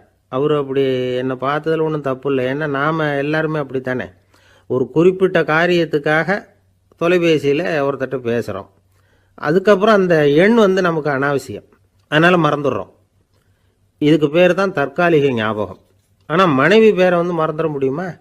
முடியாது. அது அவசியமான ஒன்று. அடிக்கடி அந்த பேரை உபயோகப்படுத்துகிறோம், அதனாலேயும் அது முக்கியங்கிறதுனாலேயும் அதை மறக்கறதில்லை. இதுக்கு பேர் நிரந்தர ஞாபகம். சரி, இந்த தற்காலிக ஞாபகம், நிரந்தர ஞாபகம், இது 2 ஞாபக அளவுகளையும் கட்டுப்படுத்துறது எது அப்படின்னா மூளைக்குள்ளே நடக்கிற மின்சார நடவடிக்கைகள் தான். தற்காலிக ஞாபகம் ஒரு மின்னல் மாதிரி தோன்றி மறையுது. நிரந்தர ஞாபகம் ஒரு படிவம் போல மூளையில் படிஞ்சுடுது. ஒரு சம்பவத்தின் பல பிரதிகள் மூளையில் பல்வேறு பகுதிகளிலேயும் படிகிறதுனால ஒன்று மறைஞ்சாலும் மறந்தாலும் இன்னொன்று மறையறதில்ல. இப்படிப்பட்ட நிலைமையில தான் இந்த தொண்டையில் இருக்கு வாயில் வரமாட்டேங்குது சார் அப்படிமா. ஒருத்தருக்கு எந்த துறையில் ஆர்வமும் ஈடுபாடும் அதிகமோ அது சம்பந்தமான ஞாபக சக்தி அதிகமாக இருக்கும். தொழிலை விரும்புகிற ஒரு டெலிஃபோன் ஆப்ரேட்டருக்கு எண்கள்லாம் நல்ல ஞாபகம் இருக்கும். அது மாதிரி கவிஞர்களுக்கு வார்த்தைகள் நல்ல ஞாபகத்தில் இருக்கும். இது ஒரு பக்கம் இருந்தாலும் ஒரு மூளை எண்களை விட எழுத்துக்களை விட படங்களை ரொம்ப சுலபமாக ஞாபகத்தில் வச்சுக்குது. புரிஞ்சுக்கிற தன்மை, அனுபவம், புத்தி கூர்மை இது கூடி குறையிறத பொறுத்து ஞாபக சக்தியும் ஏறும் இறங்கும். இப்போ உதாரணத்துக்கு ஒரு பையனுக்கு படித்தது எதுவும் ஞாபகத்தில் இல்லைன்னா அவன் அதை சரியாக புரிஞ்சுக்கலன்னு அர்த்தம். இந்த மறதிங்கிறது எந்த சமயத்தில் ஒரு பிரச்சனை ஆகுது தெரியுமா? உங்களுக்கு வேண்டியப்பட்ட ஒருத்தரை ஞாயிற்றுக்கிழமை சாயந்தரம் சரியாக 5 மணிக்கு கடற்கரைக்கு வர சொல்லிவிட்டு அந்த நேரத்தை மறந்துட்டா அது பரவாயில்ல, வர சொன்னதையே மறந்துட்டா தான் நிலைமை மோசம்னு அர்த்தம். இப்படி இருந்தால் இது சிகிச்சை எடுத்துக்க வேண்டிய நிலைமைங்கிறத புரிஞ்சுக்கணும். ஆமாம், இதுக்கும் மருந்து இருக்குது. ஆனால் மூளை குறிப்பிட்ட அளவுக்கும் கீழே இயங்குறப்போவோ இன்னொன்று சொல்லுவாங்க, இந்த நியூரோ டிரான்ஸ்மிட்டர் அப்படின்னு சொல்லுவாங்க. அப்படிங்கிற மூளை ரசாயனம் ரொம்பவும் குறைஞ்சி போகிறப்போ மட்டும்தான் உபயோகப்படும். டாக்டர் என்ன சொல்கிறாங்க தெரியுமா? மூளையை பொறுத்த வரைக்கும் அதில் ஞாபக சக்தி அதிகமாக உள்ள மூளை, மறதி உள்ள மூளை அப்படின்னு ஒன்றும் கிடையாது அப்படிங்கிறாங்க. நினைவு வச்சுக்கிறதுக்கு பயிற்சி அளிக்கப்பட்ட மூளை, பயிற்சியற்ற மூளை அப்படின்னு வேணும்னா சொல்லலாம் அப்படின்னு சொல்கிறாங்க. அதனால் நம்ம ஞாபக சக்திங்கிறது நம்மக்கிட்ட இருக்கிற பயிற்சி, முயற்சி இதை பொறுத்து தான் அமையும். ஒருத்தர் ஒரு பென்சிலை எங்கேயோ வச்சுக்கிட்டு தேடிக்கிட்டு இருந்தார். அப்புறம் என்னமோ தீவிரமாக யோசனை பண்ணி அதை ஞாபகப்படுத்தி பார்த்துக்கிட்டு இருந்தாராம். எதிரில் உட்காந்துருந்தவர் சொன்னார், பென்சிலை தானே தேடிக்கிட்டு இருக்கீங்க, அது உங்கள் வலது காதில் இருக்குது சார் அப்படின்னாராம் அவர். இதுக்கு அவர் சொல்லியிருக்காரு, பென்சிலை வலது காதில் தான் வச்சுருக்கேங்கிறது எனக்கு நல்லா ஞாபகம் இருக்குது, ஆனால் எது வலது காதுங்கிறது தான் மறந்து போச்சு அப்படின்னாராம். அவர் அதை தான் யோசிச்சுட்டு இருந்திருக்கிறார். என்னுடைய நண்பர் ஒருத்தர், அவருக்கு ஜாதகத்தில் நம்பிக்கை உண்டு. அவரே ஜோசியம்லாம் பார்ப்பார். என்ன சார் இந்த காலத்தில் இதையெல்லாம் நம்பிக்கிட்டு இருக்கீங்களே அப்படின்னு கேட்டால், உங்களுக்கு ஒன்றும் தெரியாது சார், இந்த உலகத்தில் ஒவ்வொருத்தரும் அவங்கவங்க செய்கிற நல்லது கெட்டதுக்கு தகுந்த பலனை அனுபவிச்சே தீரணும்பார். அது மட்டும் இல்லை, ஒருத்தர் செத்துட்டா கூட அவன் செஞ்ச பாவ புண்ணியங்கள் கூடவே போய்கிட்டு இருக்கோம்பார். அது எப்படி கூட போவோம் அப்படின்னு குதர்க்கமாக கேட்டால் அதுக்கு அவர் ஒரு கதை சொன்னார். அது ரொம்ப சுவாரஸ்யமாக இருந்தது. அது என்ன கதைன்னா, ஒரு ஊரில் ஒருத்தர் இருந்தாராம். அவர் ஜோசியம் பார்க்குறதுல ரொம்ப கெட்டிக்காரரான். ஒருத்தருடைய தலைமுடியை மட்டும் அவர்கிட்ட காட்டினா போதும், அதை மட்டும் பார்த்துட்டு அவருடைய ஜாதகத்தையே அலசி விடுவாராம். அப்பேற்பட்ட திறமை. அந்த ஆள் ஒரு சமயம் கன்னியாகுமரி கடற்கரைக்கு போயிருந்திருக்கார். அங்கே கரை ஓரமாக ஒரு மண்டை ஓடு கிடந்திருக்கு. அதை எடுத்து பார்த்துருக்கார். அந்த மண்டை ஓட்டை வச்சுக்கிட்டே அதோட ஜாதகத்தை அலசியிருக்கார். இந்த மண்டை ஓட்டுக்கு உரிய ஆசாமி வாழ்க்கையில் ரொம்ப கஷ்டப்பட்டிருக்கணும், நிறைய கஷ்டத்தை அனுபவிச்சிருக்கணும். அது தாங்க முடியாம தான் கடல்ல விழுந்து தற்கொலை பண்ணிட்டு இருக்கான் அப்படிங்கிறத அவர் கணிச்சுட்டார். இருந்தாலும் இந்த மண்டை ஓடு இன்னமும் அனுபவிக்க வேண்டியது பாக்கி இருக்கு அப்படிங்கிறத அவர் உணர்ந்தாராம். அது சரி, ஒருத்தன் உயிரோடு இருக்கிற வரைக்கும் நல்லது கெட்டதை அனுபவிக்க முடியும், செத்ததுக்கு அப்புறமும் பாக்கி இருக்குன்னா அதை எப்படி அனுபவிக்கிறது? இந்த மண்டை ஓட்டுக்கு இன்னும் கொஞ்சம் பாக்கி இருக்குங்கிறது அவருக்கு புரிஞ்சதே தவிர அதோட அர்த்தம் என்னங்கிறது சரியா விளங்கலை. சரி, இதை இன்னும் கொஞ்சம் விவரமாக ஆராய்ச்சி பண்ணுவோம் அப்படின்னு நினச்சிக்கிட்டு அதை தன்னுடைய வீட்டுக்கு எடுத்துகிட்டு போயிட்டார். அந்த மண்டை ஓட்டை ஒரு பெட்டியில் வச்சு பூட்டினார். தன்னுடைய தனி அறையில் அதை பத்திரமா வச்சுக்கிட்டார். தினமும் ராத்திரி ஆனதும் தன்னுடைய மனைவியை பார்த்து, நீ போய் பூஜை அறையில் தனியாக படுத்துக்க அப்படின்னு சொல்லிவிட்டு தினம் ராத்திரி 12 மணிக்கு பெட்டியை திறந்து அவர் பார்ப்பார். மண்டை ஓடு அப்படியே இருந்ததே தவிர இன்னும் கொஞ்சம் பாக்கி இருக்குங்கிறதுக்கு அர்த்தம் அவருக்கு விளங்கலை. அந்த மண்டை ஓட்டுக்கு இன்னும் என்ன பாக்கி இருக்க போகுது? எப்படியோ ஒரு 10 நாள் போச்சு. அந்த வீட்டம்மாவுக்கு சந்தேகம் வந்துட்டுது. நம்ம வீட்டுக்காரரு நம்மளை தனியாக ஏன் தூங்க சொல்றார் அப்படிங்கிற சந்தேகம். உடனே பக்கத்து வீட்டு அம்மா கிட்ட விஷயத்த சொல்லியிருக்கிறாங்க. அந்த அம்மா உடனே, நீ கவலைப்படாத, நான் கண்டுபிடிச்சி சொல்றேன் அப்படின்னு சொல்லிவிட்டாங்களாம். அன்னைக்கு ராத்திரியே ஜன்னல் வழியாக எட்டி பார்த்துருக்குறாங்க. இந்த ஆள் மண்டை ஓட்டை கையில் வச்சுக்கிட்டு அது திருப்பி திருப்பி பார்த்துக்கிட்டு இருக்கிறான். அதை பார்த்துட்டாங்க. மறுநாள் காலையில் அவரோட மனைவியை பார்த்தாங்க. ஏம்மா, உன் வீட்டுக்காரருக்கு நீ முதல் மனைவியா 2வது மனைவியா அப்படின்னு கேட்டாங்களாம். எனக்கு தெரிஞ்ச வரைக்கும் நான் ஒருத்தி தான் அவருடைய மனைவி அப்படின்னாங்களாம் அவங்க. அப்படி இல்லை, நீ அவருக்கு 2வது மனைவி. முதல் மனைவியின் மண்டை ஓட்டை தான் அவர் தினமும் ராத்திரியில் எடுத்து பார்த்துக்கிட்டு இருக்கிறார் அப்படின்னாங்க அடுத்த வீட்டு அம்மா. அப்படியா விஷயம் அப்படின்னு சொல்லிவிட்டு கணவன் வீட்டில் இல்லாத நேரமாக பார்த்து அந்த மண்டை ஓட்டை எடுத்து கொண்டாந்து ஒரு உரல்ல போட்டு உலக்கையால் குத்தி நொறுக்க ஆரம்பிச்சிட்டாங்க. வெளியில் போயிருந்த அந்த ஆள் அப்போ தான் உள்ளே நுழைஞ்சார். மண்டை ஓடு உலக்கை கிட்ட குத்து வாங்கிக்கிட்டு இருக்கு. அது அனுபவிக்க வேண்டியது இன்னும் கொஞ்சம் பாக்கி இருக்குங்கிறதுக்கு அர்த்தம் எனக்கு இப்போ தான் புரிஞ்சுது அப்படின்னாராம் அவர். இந்த கதையிலேருந்து நாம் இன்னொரு நீதியையும் புரிஞ்சுக்கணும். அதாவது நம்ம வீட்டை பற்றி நமக்கு புரியாததெல்லாம் அடுத்த வீட்டுக்கு. ஒரு ஊரில் 4 நண்பர்கள் இருந்தாங்க. 4 பேரும் சோம்பேறிகள். 4 பேருக்கும் எந்த வேலையும் செய்யறதுக்கு உடம்பு வளையறதில்லை. இருந்தாலும் சோம்பேறித்தனத்தில் ஒருத்தருக்கு ஒருத்தர் கொஞ்சம் வித்தியாசம் உண்டு. அதுக்கு தகுந்த மாதிரி அவங்களுக்கு பேர் அமைஞ்சு போச்சு. ஒருத்தன் கால் சோம்பேறி, இன்னொருத்தன் அரை சோம்பேறி, அடுத்தவன் முக்கால் சோம்பேறி, கடைசி ஆளு முழு சோம்பேறி. இவங்க 4 பேரும் நண்பர்கள். அப்புறம் எப்படி காரியம் நடக்கும்? 4 பேரும் ஒரு வீதியில் அப்படியே நடந்து போய்கிட்டு இருக்கிறாங்க. நல்ல பசி. எங்கேயாவது சோறு போடுவாங்களா அப்படின்னு பார்த்துக்கிட்டே வந்தாங்க. அவங்க வந்த வழியில் ஒரு ரூபா காசு கிடந்தது தரையில். அவங்க கண்ணில் அது பட்டுது. ஆனாலும் அதை குனிஞ்சு எடுக்கணுமே, அதுக்கு சோம்பேறித்தனம். முழு சோம்பேறி பார்த்தான். பக்கத்தில் வந்துக்கிட்டு இருந்த முக்கால் சோம்பேறிக்கிட்ட சொன்னானா, டேய் அதை கொஞ்சம் குனிஞ்சு எடுறா அப்படின்னானா. அவன் என்ன பண்ணான் தெரியுமா? அதுக்கு அடுத்தபடியாக வந்த அரை சோம்பேறிக்கிட்ட சொன்னானா, டேய் நீ அதை கொஞ்சம் குனிஞ்சு எடுறா அப்படின்னானா. அவன் இவனை விட மோசம். அடுத்தவங்ககிட்ட சொல்லியிருக்கிறான். அவனும் குனியறதுக்கு தயாராக இல்லை. ஆக கூடி கடைசியில் யாருமே காசை எடுக்கலை. என்னத்துக்கு அனாவசியமாக உடம்ப வளைச்சிக்கணும் அப்படின்னு எல்லாரும் பேசாமல் வந்துட்டாங்க. அவங்க பாட்டுக்கு நடந்து வந்துக்கிட்டே இருக்கிறாங்க. எதிரில் ஒருத்தன் வாழைப்பழத்தை வண்டியில் வச்சு தள்ளிக்கிட்டே வந்தான். ரூபாய்க்கு 4 பழம்னு கூவி விற்றுக்கிட்டே வர்றான்.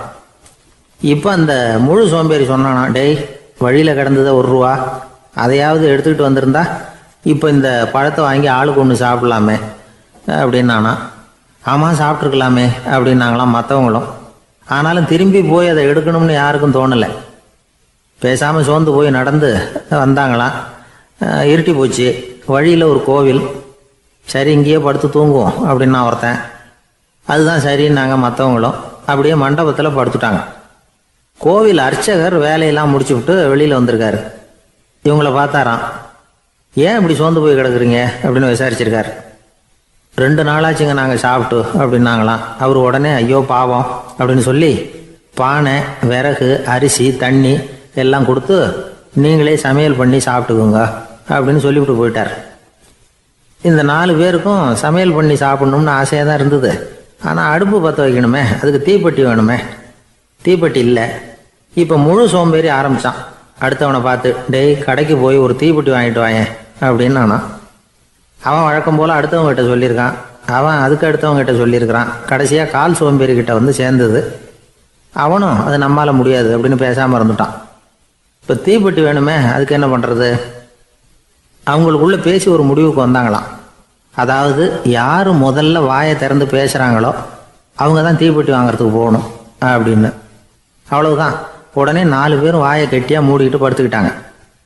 அவங்க சமையல் பண்ணி சாப்பிட்டாங்களா என்ன அப்படிங்கிறது அர்ச்சகருக்கு தெரியல. சரி பார்த்துட்டு வரலாமேன்னு வந்தார். வந்து பார்க்குறாரு, இவங்க 4 பேரும் அசையாமல் படுத்து கிடக்குறாங்க.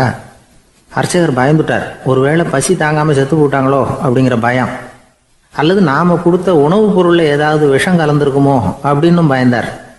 அப்படின்னா நம்ம மேலே பழி வந்துருமே அப்படின்னு நினச்சி நடுங்க ஆரம்பிச்சிட்டார். அப்புறம் அவரும் ஒரு முடிவுக்கு வந்தாராம். கோவிலுக்கு பக்கத்துலேயே ஒரு பெரிய குழி இருந்தது. அதில் ஒவ்வொருத்தரையா இழுத்துக்கிட்டு போய் போட்டார். கொஞ்சம் மண்ணை தள்ளினார். காலால் மிதிச்சார். அவர் மிதித்த மிதி ஒருத்தன் அடி வயத்தில் போட்டுவிட்டுது. அவன் உடனே வலி தாங்காமல் ஐயோ அம்மான்னு அலறினான். உடனே நடந்தது என்ன தெரியுமா? மற்ற 3 பேரும் துள்ளி எழுந்திரிச்சாங்களாம். அவனை பார்த்து நீ தாண்டா தீப்பெட்டி வாங்க போகணும், நீ தாண்டா வாங்க போகணும், நீ தான் சத்தம் போட்ட அப்படின்னு சொல்லி ஆரம்பிச்சிட்டாங்களாம். அர்ச்சகர் பார்த்தார். இது பேய் மாதிரி தெரியுதுன்னு நினச்சிக்கிட்டு ஒரே ஓட்டமாக ஓடி போட்டாரான். கிராமப்புறங்களில் இப்படி ஒரு கதையை சொல்கிறது உண்டு. சோம்பல்ங்கிறது நம்ம முன்னேற்றத்துக்கு பெரிய தடை அப்படிங்கிறத நாம் புரிஞ்சுக்கணும். அதுதான் இந்த கதை சொல்கிற நீதி. ஒரு பள்ளிக்கூடத்தில் ஒரு புதுமையான போட்டி நடந்துதான். அதாவது சோம்பேறித்தனத்துக்கு பரிசு. அதில் 2வது பரிசு யாருக்குன்னு அறிவிச்சாங்க. ஒரு பையன் எழுந்திரிச்சு மெதுவாக நடந்து போய் பரிசை வாங்கிட்டான். அடுத்தது முதல் பரிசு யாருக்கு அப்படின்னு அறிவிச்சாங்களாம். அவன் கடைசி வரிசையிலேருந்து கத்தனானா, ஐயா அதையும் அந்த பையன் மூலமாகவே கொடுத்து அனுப்பி வச்சுருங்க, இங்கே வந்தது நான் வாங்கிக்கிறேன் அப்படின்னு நானா. ஒரு ஏரி ஓரமாக 2 பசங்க நடந்து போய்கிட்டு இருக்கிறாங்க. அதில் ஒருத்தன் பணக்கார வீட்டு பையன், இன்னொருத்தன் ஏழை. இவங்க 2 பேரும் போய்கிட்டு இருக்கிறாங்க. வழியில் ஒரு இடத்துல ஒரு ஜோடி செருப்பு இவங்க கண்ணில் படுது. ஒரு விவசாயி அந்த செருப்பை அங்கே விட்டுட்டு பக்கத்தில் இருந்த ஏரியில் கை காலை கழுவிட்டு இருக்கிறார். உடனே அந்த பணக்கார பையனுக்கு ஒரு ஐடியா. அவன் சொன்னானா, டேய் இப்போ ஒரு வேடிக்கை செய்யலாம், அந்த செருப்பு 2ஐயும் தூக்கி எட்டத்தில் வீசி எரிஞ்சிருவோம். அந்த ஆள் வந்து பார்த்துட்டு செருப்பை தேடி அல்லாடுவான், அங்கேயும் இங்கேயும் ஓடுவான், திருன்னு முழிப்பான். அதை பார்த்து நாம் ரசிக்கலாம், நல்ல தமாஷா இருக்கும் அப்படின்னு இருக்கான். இப்படி சொல்லிவிட்டு அந்த செருப்புகளை தூக்கத்துக்கு போனானா. கொஞ்சம் பொறு அப்படின்னானா அந்த ஏழை பையன். ஏன்னு கேட்டிருக்கான் அவன். இப்போ அந்த ஏழை பையன் சொன்னானா, நீ சொல்றது ஒன்றும் வேடிக்கை கிடையாது, உன்னோட செருப்பு தொலைஞ்சா உன் அப்பா உடனே உனக்கு வேற செருப்பு வாங்கி கொடுத்துருவார். ஆனால் அந்த ஆளுக்கு இந்த செருப்பு தொலைஞ்சதுன்னா வேற புதுசாக வாங்கிறதுக்கு வாயையும் வயத்தையும் கட்டி பணத்தை சேர்க்க வேண்டியிருக்கும். அதனால் நான் ஒரு வேடிக்கை சொல்கிறேன், அது மாதிரி செய், அது இன்னமும் தமாஷா இருக்கும் அப்படின்னு நானா. எப்படி அது சொல்லுன்னு இருக்கான் அவன். செருப்பு 2ம் அது இருக்கிற இடத்துலயே இருக்கட்டும், உன் சட்டை பையிலிருந்து ஒரே ஒரு ரூபாய் நாணயத்தை எடு, அதை அந்த செருப்பு மேலே அதோட குதிகால் பகுதியில் வச்சுட்டு நாம் 2 பேரும் அந்த மரத்துக்கு பின்னாடி ஓடி போய் மறைஞ்சு நின்றுக்குவோம், அப்புறம் பாரு வேடிக்கை அப்படின்னா. அதே மாதிரி ₹1 காசு செருப்பு மேலே வச்சுட்டு இவங்க 2 பேரும் மறைஞ்சு நின்றுக்கிட்டாங்க. கொஞ்ச நேரத்தில் அந்த விவசாயி வந்தார். காலில் உள்ள மண்ணை தட்டிவிட்டு செருப்பை மாட்டுறதுக்காக போனார். அங்கிருந்த காசு கண்ணில் போட்டுட்டுது. அவருக்கு ஆச்சரியமாக போச்சு. அதை கையில் எடுத்து பார்க்குறார். 4 பக்கமும் திரும்பி திரும்பி பார்க்குறார், யார் இதை வச்சிருப்பான்னு. கடைசியில் ஆகாயத்தை பார்க்குறார்.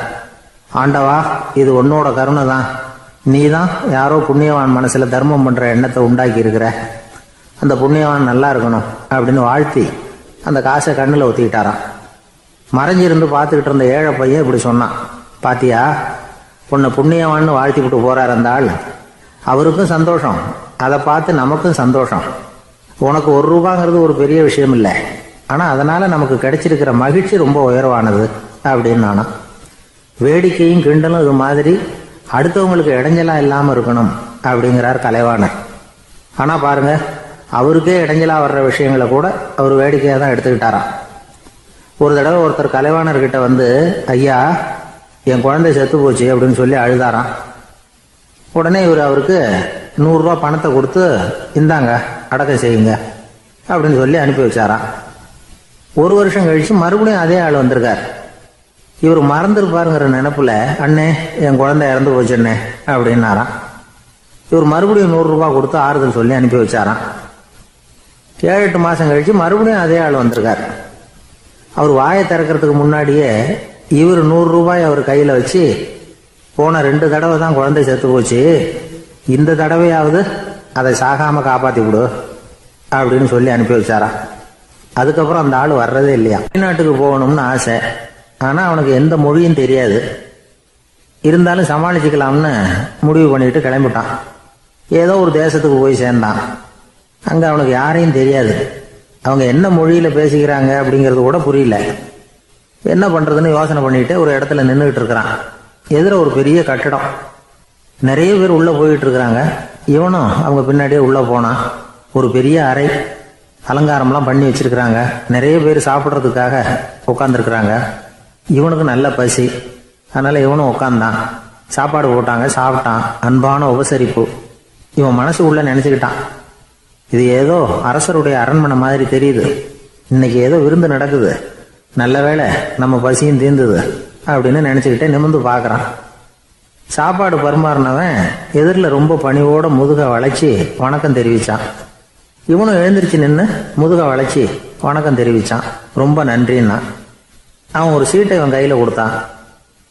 இவன் அதை வாங்கி பார்க்கறான். என்ன எழுதியிருக்குன்னு ஒன்றும் புரியல. சரி, இந்த நாட்டில் தங்களுடைய நன்றியை சீட்டில் எழுதி தான் கொடுப்பாங்க போல இருக்கு அப்படின்னு நினைச்சுக்கிட்டு மறுபடியும் நன்றின்னா. ஆனால் அவன் காசை கொடுங்கன்னா. ஏன்னா அது ஒரு ஹோட்டல், இவன் சாப்பிட்டதுக்கான பில் அது. இவன் அதை புரிஞ்சிக்கவே இல்லை. நன்றின்னு அந்த சீட்டில் எழுதி கொடுக்குறாங்க போல இருக்கு அப்படின்னு நினைச்சுக்கிட்டு அதை வாங்கி சட்டை பையில் பத்திரமா வச்சுக்கிட்டு பரவாயில்லைங்க ரொம்ப மகிழ்ச்சின்னா. ஒரு வெளிநாட்டுக்காரனுக்கு இவ்வளவு தூரம் மரியாதை பண்ணுறீங்களே, எங்கள் ஊருக்கு போனதும் உங்களை பற்றி நிறைய சொல்லுவேன் அப்படின்னா. இவன் என்ன சொல்கிறான்னு அவனுக்கு புரியல. இவனை பிடிச்சி அழைச்சிட்டு போய் முதலாளி முன்னாடி நிறுத்தினான். நாம் சொன்னதில் இவனுக்கு ரொம்ப பெருமையாக இருக்கணும் போல இருக்கு, அதுதான் பெரிய இடத்துக்கு அழைச்சிட்டு வந்திருக்கிறான் அப்படின்னு இவன் நினச்சிக்கிறான். அவரும் பில்லுக்கான பணத்தை கொடுங்கிறாரு. பரவாயில்லைங்க ரொம்ப மகிழ்ச்சி நன்றிங்கிறான் இவன். அவரு பார்த்தார், இவனை நீதிமன்றத்துக்கு அனுப்பி வச்சுட்டார். இவன் என்ன நினச்சிக்கிட்டான், நம்மளை இந்த ஊர் ராஜா முன்னாடியே அழைச்சிக்கிட்டு வந்து நிறுத்தி இருக்கிறாங்க போல இருக்கு, என்ன ஒரு பெருந்தன்மை அப்படின்னு நினச்சிக்கிறான். நீதிபதி சொன்னார், சாப்பிட்டதுக்கான பணத்தை கொடுத்துரு, இல்லைன்னா அதுக்கான தண்டனையை அனுபவிக்க வேண்டி இருக்கும்னார். ராஜாவே நமக்கு நன்றி சொல்றாரு போல இருக்கு அப்படின்னு நினைச்சுக்கிறான் இவன். என் மகிழ்ச்சிக்கு எல்லையே இல்லைங்க அப்படின்னா. அவரு பார்த்தார், இவனுக்கு தண்டனை கொடுக்க வேண்டியதுதான் அப்படின்னு முடிவு பண்ணார். உடனே தீர்ப்பு எழுதினார். இவனை கழுதையில பின்புறமா உட்கார வைங்க, இவன் ஒரு மோசடிக்காரன் அப்படின்னு ஒரு போர்டு எழுதி அவன் கழுத்துல மாட்டுங்க, அப்புறம் அந்த கழுதையை ஊரு பூரா விரட்டுங்க அப்படின்னார். இவனுக்கு தான் மொழி புரியலையே, ஏதோ நடக்குது அப்படிங்கிறது மட்டும் புரியுது. எல்லாரும் சேர்ந்து இவனை ஒரு கழுதை மேல உட்கார வச்சாங்க. ஓஹோ, நம்மளை பாராட்டி ஒரு ஊர்வலம் நடத்துறாங்க போல இருக்கு அப்படின்னு நினைச்சுக்கிறான் இவன். எல்லாரும் சத்தம் போட்டுக்கிட்டே கையை தட்டிக்கிட்டு கழுதை பின்னாடி ஓடி வர்றாங்க. இவனுக்கு ரொம்ப உற்சாகமா இருக்குது. எல்லாருக்கும் கை கூப்பி வணக்கம் சொல்லிக்கிட்டே போறான். கூட்டத்தில் திடீர்னு ஒரு தெரிஞ்ச முகம் தெரியுது. அவனுடைய தேசத்தை சேர்ந்த ஒரு ஆள் அவன். அவனை பார்த்ததும் இவனுக்கு ரொம்ப உற்சாகம். நம்ம ஊருக்கு போனதும் இங்க நமக்கு கிடைச்ச மரியாதையெல்லாம் உண்மைதான்னு சொல்றதுக்கு ஒரு சாட்சியும் கிடைச்சிட்டுது அப்படின்னு நினைச்சுக்கிறான். அவனை பார்த்து கத்தனான், நல்லா பார்த்துக்க, இந்த ஊர் மக்கள் எனக்கு எப்படிப்பட்ட வரவேற்பு கொடுக்குறாங்கிறத நல்லா கவனிச்சுக்கோ அப்படிங்கிறான். அவனுக்கு அவமானமா போட்டுது. தலையை குனிஞ்சுக்கிட்டே நழுவி போயிட்டான். இவன் பார்த்தான், அவன் தலை தெரியல. ஆகா, அவனுக்கு நம்ம மேல பொறாம போல இருக்கு, அதனாலதான் காணாம போயிட்டான் அப்படின்னு நினைச்சுக்கிறான். இப்படி ஒரு வேடிக்கை கதையை பெரியவங்க சொல்றது உண்டு. கதை வேடிக்கையா இருந்தாலும் இதுல உள்ள கருத்து என்ன தெரியுமா? அந்த கழுதை மேல உட்கார்ந்துருக்கிறானே, அது மாதிரிதான் நாமளும் அகங்காரம்ங்கிற கழுதை மேல உட்காந்துக்கிட்டு இருக்கோமா. நாமளும் கிட்டத்தட்ட அதே மாதிரி பிரம்மையில தான் இருக்கிறோமா. என்ன நடக்குதுங்கிறதே புரியறது இல்லை. அகங்காரத்துல பேசுறவனுக்கும் சித்த சுவாதீனம் இல்லாம பேசுறவனுக்கும் அதிக வித்தியாசம் இருக்கிறது இல்லை. அது மாதிரி ஒருத்தன் தன்னுடைய வீட்டை சுத்தி சேற்ற வாரி அரைச்சிக்கிட்டு இருந்தானா. அந்த வழியா வந்த ஒரு பெரியவர் அதை பார்த்துருக்கார். என்னப்பா பண்ணிட்டு இருக்கிற அப்படின்னு கேட்டாராம். கழுதைகளை விரட்டிக்கிட்டு இருக்கிறேன் அப்படின்னானா. இங்க கழுதைகளே காணுமே அப்படின்னாராம் அவரு. அதுதான் ஏற்கனவே விரட்டி விட்டனே அப்படின்னானா இவன். ஒரு ரயில் வேகமா போயிட்டு இருக்கு. அது ஒரு ரயில்வே ஸ்டேஷன்ல கொஞ்ச நேரம் நின்னுது. அப்போ அதுல ஒரு ஆள் ஏறினார். தலையில ஒரு மூட்டையை வச்சிருந்தார். மூட்டையை தலையில சுமந்துக்கிட்டே உள்ள வந்தாரு. மூட்டையை தலையில சுமந்துக்கிட்டே ஒரு இடத்துல உட்கார்ந்தார். ரயில் மறுபடியும் புறப்பட்டது. இவர் தன் தலையில இருந்த மூட்டையை கீழே இறக்கி வைக்கணும்ல, வைக்கல, சுமந்துக்கிட்டே வர்றார். எதிரில் உட்காந்துருந்தவர் கேட்டார், ஏங்க ஏன் இப்படியே உட்காந்துருக்குறீங்க தலையில மூட்டையை வச்சுக்கிட்டு, மூட்டையை கீழே இறக்கி வைக்கலாமே அப்படின்னார். வேணாங்க, பாவம், தலையில இருக்கிற மூட்டையை இறக்கி ரயிலில் வச்சா ரயிலுக்கு பாரம் அதிகமா இருக்கும் அப்படின்னார் அவரு. இப்படி ஒரு ஆளை பார்த்தா நமக்கு சிரிப்பு தான் வரும். ஏன்னா ரயிலுங்கிறது அந்த மூட்டையையும் சேர்த்து சுமந்துக்கிட்டு தான் போகுது. அவன் அந்த மூட்டையை தலையில வச்சிருந்தாலும் ஒண்ணுதான், தரையில வச்சிருந்தாலும் ஒண்ணுதான். அதனால ரயிலுக்கு எந்த மாற்றமும் ஏற்பட போறதில்லை. அதே மாதிரி தான் நம்ம மனமும். இதுவும் ஒரு தேவையில்லாத சுமை, அனாவசியமா சுமந்துக்கிட்டு இருக்கிறோம். இதை கீழே இறக்கி வச்சுட்டா வாழ்க்கை பிரயாணம் சுகமா இருக்கும். ரயில் பிரயாணம் பண்ற அந்த ஆள் மூட்டையை சுமக்கிறான், வாழ்க்கை பிரயாணம் பண்ற நாம மனசை சுமக்கிறோம். இது ரெண்டுக்கும் எந்த வித்தியாசமும் இல்லை. மனசை கீழே இறக்கி வச்சுட்டா பாரம் இல்லாமல் வாழலாம், பறவைகள் மாதிரி பறக்கலாம், குழந்தைகள் மாதிரி கள்ளங்கபடம் இல்லாம வாழலாம். இந்த வெளி உலகத்துல நாம நிலை பெற்று இருக்கணும், வேரூன்றி இருக்கணும். அதே சமயம் நம்முடைய உள் வெளியில ஆன்மீக வாழ்க்கையில பாரம் இல்லாம இருக்கணும். அப்போ பறக்கணும், நதியை போல ஓடணும், மிதக்கணும். பயணம் சுகமா இருக்கும், களைப்பு தெரியாது, கவலை தெரியாது. ஒரு சீடன் போதி தர்மரை நாடி வந்தான். குருவே, நீங்கள் என்ன வெறுமையாக இருக்க சொன்னீங்க, நான் இப்போ மறுபடியும் வெறுமையானவன் ஆகிட்டேன், அதனால இப்போ என்ன செய்ய சொல்றீங்க என்ன அப்படின்னு சொல்லி நின்னான். உடனே அந்த குரு பக்கத்தில் இருந்த ஒரு குச்சியை எடுத்து அவன் தலையில் அடிச்சு, போய் அந்த வெற்றுத்தன்மையையும் வீசி எறிந்து விட்டு வா அப்படின்னார். நான் இப்போ காலியாக இருக்கிறேன்னு ஒருத்தன் சொல்கிறான்னு வச்சுங்க, அது உண்மை இல்லை. ஏன்னா இன்னமும் அதில் நான்கிற எண்ணம் இருக்குது. எந்த சிந்தனையும் இல்லாமல் இருக்கிறது கடினம்தான். ஆனாலும் மனிதன் அதில் உள்ள நுட்பத்தை புரிஞ்சுக்கிட்டான்னா இவ்வளவு தூரம் தூக்கி சுமந்துக்கிட்டு வந்த அந்த மனதின் முட்டாள்தனத்தை அவனே பார்த்துட்டு சிரிப்பான். இதுதான் பெரியவங்க சொல்லியிருக்கிற ஆலோசனை. நம்மால் ஒருத்தன் தலையில் ஒரு பெரிய மூங்கில் கூடையோட ரயிலில் உட்காந்தான். கூடை தலையில் இருந்தது, கீழே இறக்கி வைக்கல. எதிரில் இருந்தவர் கேட்டார், ஏங்க எதுக்காக அதை அனாவசியமாக சுமந்துக்கிட்டே இருக்கீங்க, கீழே இறக்கி வைங்களேன்னார். இல்லைங்க, நான் வீட்டை விட்டு புறப்படும் பொழுதே என் பையன் சொல்லிவிட்டான் கூடையை தலையை விட்டு இறக்கக்கூடாதுன்னு அப்படின்னார். அவன் சின்ன பையன், விவரம் இல்லாமல் சொல்லியிருப்பான். இப்போ என்ன நேரில் வந்தால் பார்த்துக்கிட்டு இருக்கிறான், நீங்கள் இறக்கி வைங்கன்னார் அவர். அவன் நேரில் பார்த்துக்கிட்டு இல்லை, இருந்தாலும் நான் இந்த கூடையை கீழே இறக்கி வச்சா அது அவனுக்கு தெரிஞ்சிடும் அப்படின்னாரு இவர். அது எப்படின்னார் அவர். அவன் தனக்கு டிக்கெட் வாங்க வேணாம்னு சொல்லி இப்போ இந்த கூடைக்குள்ளே தான் உட்காந்துருக்கிறான் அப்படின்னார் இவர்.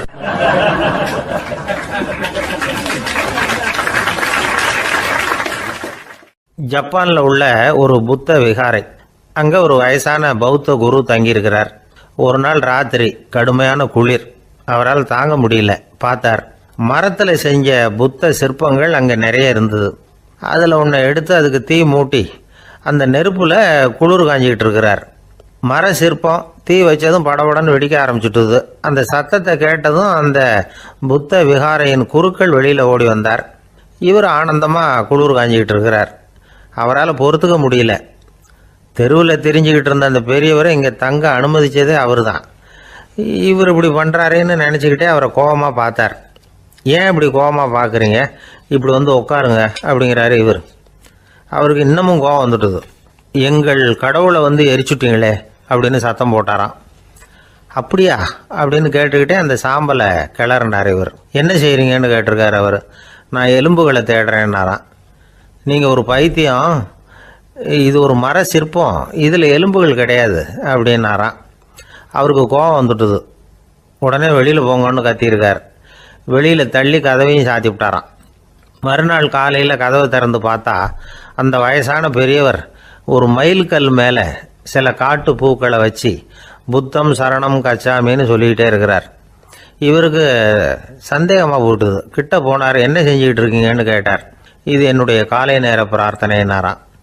நிஜமாகவே நீங்கள் ஒரு பைத்தியமாக தான் இருக்கணும், ஏன்னா அது ஒரு மயில்கல் அப்படின்னாராம். இப்போ அந்த பெரியவர் சொன்னாராம், நீங்கள் ஒரு மரத்தை புத்தராக நினைக்கும் பொழுது நான் ஏன் ஒரு மயில்கல்ல புத்தராக நினைக்கக்கூடாது? நான் புத்தரை எரிக்கலாம், ஏன்னா அவரை நான் நேசிக்கிறேன். அந்த சிற்பம் மரத்தால் ஆனதுங்கிறது எனக்கு தெரியும். நான் ஒரு மயில்கல்லை தொழலாம், ஏன்னா அது எனது பூக்களை தாங்குது. நான் இந்த மயில்கல்லுக்குள்ளே மறைஞ்சிருக்கிற புத்தரை பார்க்குறேன். யாராவது ஒரு சிற்பி இதை சிலையாக்கினாதான் நீங்கள் புத்தரை பார்க்க முடியும். அன்னைக்கு ரொம்ப குளிராக இருந்தது. நான் எனக்குள்ளே இருக்கிற புத்தரையும் பாதுகாக்கணும். உள்ளே இருக்கிற புத்தரை காப்பாற்றுறதுக்காக வெளியில் உள்ள புத்தரை எரிக்கலாம், அதில் ஒன்றும் தப்பு இல்லை. அது அவருடைய போதனையிலேயே இருக்குது. உனக்குள் ஜோதியாக இரு அப்படிங்கிறது அவருடைய போதனை. என்னுடைய புத்தர் குளிரில் நடுங்கிட்டு இருந்தார். அந்த மர சிற்பங்கள் வெயில் மழையில் உணர்ச்சி இல்லாமல் இருந்தது, அதனால் அப்படி பண்ணினேன். ஆனால் நீங்கள் என்ன பண்ணீங்க? நான் ஒரு மர புத்தரை எரிச்சதுக்காக உயிருள்ள புத்தரை வெளியில் தள்ளி கதவை சாத்தினீங்க அப்படின்னாராம் அந்த பெரியவர். உண்மையான பக்திங்கிறது இதுதான். அதாவது உனக்குள் ஜோதியாக இரு அப்படின்னு புத்தர் சொன்னார் இல்லையா, அது மாதிரி தனக்குள் ஜோதியாக இருக்கிற இந்த காலத்து ஆசாமிகள் நிறைய பேர் உண்டு. எப்பவும் போதையிலேயே இருக்கிறவங்க. ஒரு நாள் நடு ராத்திரி ஒரு மது கடையில் ஒரு ஆள் அங்குள்ள சிப்பந்திகள் கிட்ட கேட்டுக்கிட்டு இருக்கிறான். மறுபடியும் இந்த கடை எப்போ திறப்பாங்கன்னு கேட்டானா. நாளைக்கு காலையில் 8 மணிக்கு திறப்பாங்க அப்படின்னு நானா அங்கே இருந்த ஆள். அவன் திருப்பி திருப்பி அதையே கேட்டுக்கிட்டு இருக்கான். இவனுக்கு பதில் சொல்லி சொல்லி அழுத்து போச்சு. அதான் சொல்கிறேன் ஐயா, நாளைக்கு காலையில் வா அப்படின்னாங்களாம். அதுக்கு இவன், நான் வர்றதுக்காக கேட்கலையா, நேற்றுக்கு வந்தவன் உள்ளேயே மாட்டிக்கிட்டேன், வெளியில் போகிறதுக்காக கேட்டேன் அப்படின்னானா. ஒரு ஊரில் ஒரு ஆள் இருந்தான். நிறைய பணம் சேர்த்தான். அவனுக்கு சம்பாதிக்க தெரியுமே தவிர செலவு பண்ண தெரியாது. மகா கஞ்சன். காசை கையில் எடுக்கவும் மாட்டான். எடுத்தால் செலவு செய்ய வேண்டியிருக்குமே, அதனால் இப்படியே அவன் காலத்தை ஓட்டி விட்டான். வயசாயிட்டுது. அவனுடைய மனைவி ஒரு நாள் கேட்டாங்க, இவ்வளவு நாளா நீங்க என்னை எங்கேயுமே அழைச்சிட்டு போனதில்லை, இப்போவாவது அழைச்சிட்டு போகக்கூடாதா அப்படின்னாங்க. எங்க போகணும் சொல்லுன்னா. காசிக்கு போகணும், கங்கையில குளிக்கணும்னாங்க. இவன் பார்த்தான், இதுக்கு ஏன் அவ்வளவு தூரம் செலவு பண்ணிட்டு போகணும், நம்ம ஊர் ஆத்துலயே குளிக்கலாமே, இதுவும் புண்ணிய நதி தான், இங்க குளிச்சா அங்க குளிச்ச பலன் கிடைச்சிரும் அப்படின்னா. சரின்னு 2 பேரும் ஆத்தங்கரைக்கு போனாங்க. அன்னைக்கு ஏதோ விசேஷம், நிறைய கூட்டம், நிறைய பேர் குளிச்சுக்கிட்டு இருக்கிறாங்க. கரையில சில புரோகிதர்கள் நின்றுகிட்டு இருக்கிறாங்க. குளிக்கிறதுக்கு முந்தி அவங்க கிட்ட உட்காந்தா ஏதோ மந்திரம்லாம் சொல்லுவாங்க, கொஞ்சம் காசு கொடுக்க வேண்டியிருக்கும். அதனால இவன் என்ன பண்ணா, ஆத்தங்கரையிலேயே கொஞ்சம் தூரம் போனான். ஊரை விட்டு தள்ளி வந்துட்டான், அங்க யாருமே இல்லை. அப்பாடான்னு சந்தோஷப்பட்டான், குளிக்கலாம்னு புறப்பட்டான். இந்த நேரம் கடவுள் பார்த்தார், இந்த கஞ்சனுக்கு ஏதாவது புத்தி போகட்டணும் அப்படின்னு நினைச்சார். உடனே ஒரு புரோகிதர் மாதிரி உருவத்தை மாத்திக்கிட்டு அந்த ஆள் முன்னாடி வந்து நின்னார். அவனுக்கு அதிர்ச்சி, இங்க யாருமே இருக்க மாட்டாங்கன்னு நினைச்சா இங்கேயுமே ஒரு ஆள் வந்துட்டாரு, என்ன பண்றதுன்னு யோசனை பண்ணான். புரோகிதர் உருவத்தில் இருந்த கடவுள் சொன்னார், இதை பாருங்க, இன்னைக்கு விசேஷ நாள், நீராடுறதுக்கு முன்னாடி சுயகல்பம் பண்ணிக்கிறது ரொம்ப நல்லது அப்படின்னார். என்கிட்ட பணம் எதுவும் இல்லையேன்னா.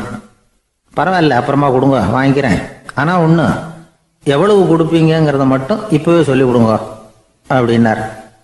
இவன் ரொம்ப யோசனை பண்ணான். ஒரு 10 பைசா தரேன் அப்படின்னா. சரின்னு ஒத்துக்கிட்டு எல்லா கிரியைகளையும் அவர் செஞ்சார். அதுக்கப்புறம் கணவனும் மனைவியும் ஆத்துல குளிச்சாங்க. அவர் போயிட்டார்.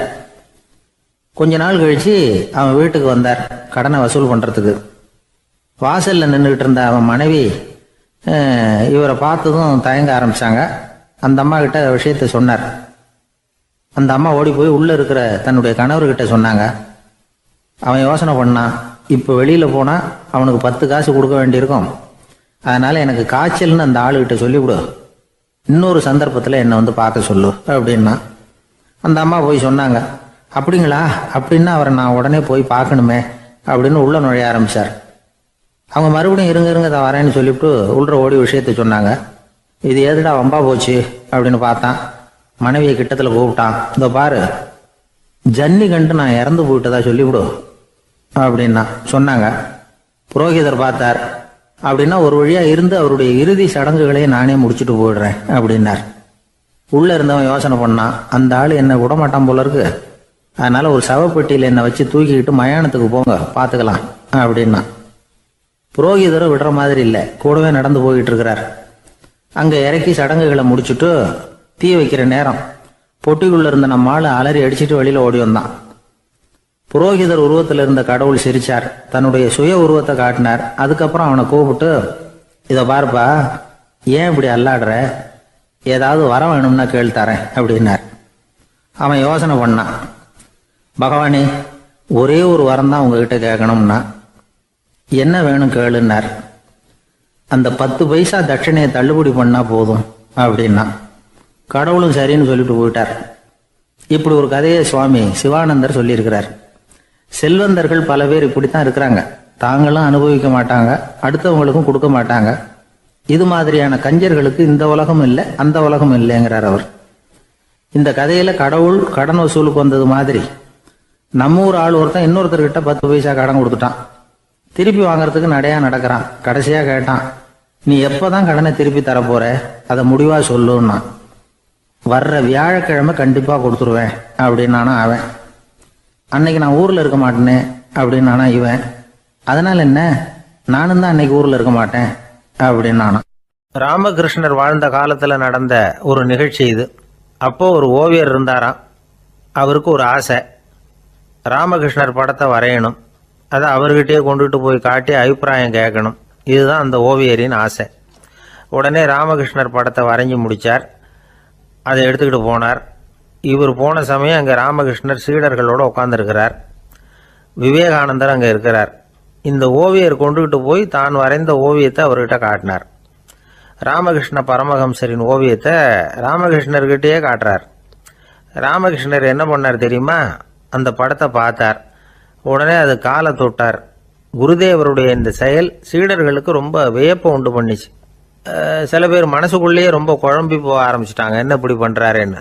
என்ன இது அவரோட படம், அவரே அவரோட படத்தின் காலை தொடுறார் அப்படின்னு யோசிச்சாங்க. சில பேர் ஒன்றும் புரியாமல் ஒருத்தர் பார்த்து சிரிச்சுக்கிட்டாங்க. அந்த இடத்துல சீடர்கள் மட்டும் இல்லை, சீடர் அல்லாத பல பேர் இருந்தாங்க. தன்னுடைய காலை தானே தொடர இவருடைய செயல் பற்றி என்ன நினைக்கிறது அப்படின்னு அவங்களும் குழம்பி போய் நிற்கிறாங்க. அந்த படத்தை வரைஞ்சி அவர்கிட்ட காட்டின அந்த ஓவியருக்கும் அதிர்ச்சி. இருந்தாலும் அவர் சீடர் கிடையாது. அதனால் கொஞ்சம் துணிச்சலை வரவழைச்சிக்கிட்டு கேட்டார், என்னங்க இது, என்னால் என்னுடைய கண்களையே நம்ப முடியல. இது உங்கள் சொந்த உருவப்படம், நீங்கள் உங்கள் சொந்த கால்களையே தொடுறீங்க, இது எங்களுக்கு கொஞ்சம் சங்கடமாக இருக்குதே அப்படின்னார். ராமகிருஷ்ணரின் கண்களில் ஆனந்த கண்ணீர் வழிஞ்சுதான். அவர் சொன்னாராம், இது என்னோட படம்ங்கிறது எனக்கு தெரியும், ஆனால் இது என்னோட படம்ங்கிறதுனால நான் இதோட காலை தொடலை. நீ என்னுடைய சமாதி நிலையை இந்த படத்தில் படம் பிடிச்சி காட்டியிருக்கிற, அதனால் அதோட காலை தொடறேன். சமாதி நிலையில் யார் இருந்தாலும், அது என்னுடைய படமாக இருந்தாலும் சரி அல்லது வேற யாருடைய படமாக இருந்தாலும் சரி, படம் யாருதுங்கிறது முக்கியம் இல்லை. இதில் எது முக்கியம்னா அது தன்னை உணர்ந்த ஒரு உணர்நிலையின் படம். அப்படி இருக்கிறப்போ அதோட காலை நான் தொடணும். அதுக்கு நீங்கள் எல்லாரும் ஏன் சங்கடப்படுறீங்கன்னு எனக்கு தெரியல அப்படின்னாராம். இப்போ தான் அங்கே இருந்த சீடர்களுக்கும் மற்றவங்களுக்கும் விவரம் புரிஞ்சுதான். இதுக்கு முன்னாடி யாரும் செய்யாததை இவர் செஞ்சிருக்கிறார், ஆனால் அவருடைய காரணம் ரொம்ப நியாயமானது அப்படிங்கிறத உணர்ந்தாங்களாம். இதுவரைக்கும் ஆன்மீகத்தில் சமாதி நிலை, அதாவது தன்னை உணர்ந்த நிலை பற்றி புரிஞ்சுக்கிட்டோம். இல்லறத்தில் ஏற்படக்கூடிய சமாதி நிலை பற்றி உங்களுக்கு தெரியுமா? ஒரு அம்மா டாக்டர்கிட்ட வந்து சொன்னாங்களாம், டாக்டர், என் வீட்டுக்காரருக்கு உடம்புல ஏதோ கோளாறுன்னு நினைக்கிறேன், நான் எவ்வளவு நேரம் பேசினாலும் காதில் விழாத மாதிரி உட்காந்துருக்கிறார் அப்படின்னாங்களாம். அதுக்கு அந்த டாக்டர் சொன்னாராம், அம்மா, அது உடம்பு கோளாறு இல்லை, அது ஒரு பெரிய திறமை அப்படின்னாராம். எனக்கு இது மட்டும்தான் சார் தெரியும், இதை தவிர வேறு எதுவும் தெரியாது அப்படின்னு சொல்லிக்கிட்டே காலம் தள்ளுறவங்க ரொம்ப பேர். அவங்கெல்லாம் கஷ்டப்பட வேண்டியிருக்கும். ஒருத்தர் தன்னுடைய தொழிலில் ரொம்ப கெட்டிக்காரராக இருக்கலாம், அதுக்காக எப்பவும் அதே ஞாபகத்தில் இருந்துக்கிட்டு உலகியல் அறிவு இல்லாமல் இருந்துடக்கூடாது, அது ஆபத்து. இதுக்காக நம்ம தாத்தா பாட்டிலாம் ஒரு கதை சொல்லுவாங்களே, கேள்விப்பட்டிருக்கீங்களா? ஒரு சமயம் ஒரு 4 பேர் சேர்ந்து வெளியூருக்கு பிரயாணம் போனாங்களாம். அந்த 4 பேர் எப்படி தெரியுமா? ஒருத்தர் வந்து வேதாந்தி, இன்னொருத்தர் சங்கீத வித்வான், 3வது ஆள் வைத்தியர், 4வது ஆள் ஜோசியர். இவங்க 4 பேரும் நண்பர்கள். அதனால் சேர்ந்து புறப்பட்டாங்க. வழியில் ஒரு ஊரில் தங்கினாங்க. இருட்டி போச்சு. அதனால் இன்றைக்கி ராத்திரி இங்கேயே தங்கி இருந்துட்டு நாளைக்கு புறப்படலாம் அப்படின்னு தீர்மானம் பண்ணாங்க. சாப்பாட்டுக்கு என்ன பண்ணுறது? அங்கேயே கடத்தெருவுக்கு போய் சாமான்லாம் வாங்கியாந்து சமைச்சு சாப்பிட்லாம்னு முடிவு பண்ணாங்க. 4 பேர் இருக்கிறதுனால ஆளுக்கு ஒரு காரியமாக செய்யலாம் அப்படின்னு வேலையை பிரிச்சுக்கிட்டாங்க. வைத்தியர் வந்து கரிகாய் வாங்க போனார், வேதாந்தி வந்து எண்ணெய் வாங்க போனார், ஜோசியர் வந்து பலசரக்கு வாங்க போனார், சங்கீத வித்வானுக்கு சமைக்கிற வேலை. எல்லாம் சரி, ஆனால் நடந்தது என்ன தெரியுமா? கடைத்தெருவுக்கு காய்கறி வாங்க போனார்ல வைத்தியர், அங்கே போய் மார்க்கெட்டில் பார்த்தார், ஒவ்வொரு கரிகாயாக எடுத்து பார்த்தார். இது பித்தம், உடம்புக்கு ஒத்துக்காது, இது வாயு, உடம்பு ஒத்துக்காது அப்படின்னு ஒவ்வொன்றா தள்ளினார். கடைசியில் ஒன்றுமே தேரல, வெறுங்கையோடு திரும்பி வந்துக்கிட்டு இருக்கிறார். எண்ணெய் வாங்க போனார் வேதாந்தி, அவர் ஒரு தொன்னையில் எண்ணெயை வாங்கினார். பேசாமல் அதை எடுத்துகிட்டு வர வேண்டியது தானே, முடியல. அவருடைய வேதாந்த மூளை சிந்திக்க ஆரம்பிச்சுட்டுது. இந்த தொன்னைக்கு எண்ணெய் ஆதாரமா அல்லது எண்ணெய்க்கு தொன்னை ஆதாரமா அப்படிங்கிற ஆராய்ச்சியில் இறங்கினார். என்னாச்சு தெரியுமா? அப்படி கவுத்து பார்த்தார். வாங்கின எண்ணெய் பூராவையும் வழியில் கொட்டிவிட்டு வெறும் தொண்டையோடு வந்து சேர்ந்தார்.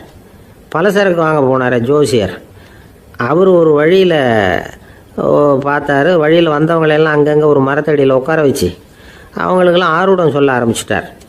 அப்படி ஒவ்வொருத்தராக சொல்லி முடிச்சுட்டு கடத்தருக்கு போய் சேர்ந்தார். இவர் அங்கே போய் சேர்றதுக்குள்ளே ரொம்ப நேரம் ஆகிட்டுது. கடையெல்லாம் பூட்டி விட்டு போயிட்டாங்க. என்ன செய்கிறது? அவரும் வெறுங்கையோடு திரும்பி வந்து சேர்ந்தார். சரி, இவங்க கதை தான் இப்படி ஆச்சு. அங்கே சமைக்கிறதுக்காக உட்காந்துருந்தார் சங்கீத வித்வான், அவர் கதை என்னாச்சு தெரியுமா?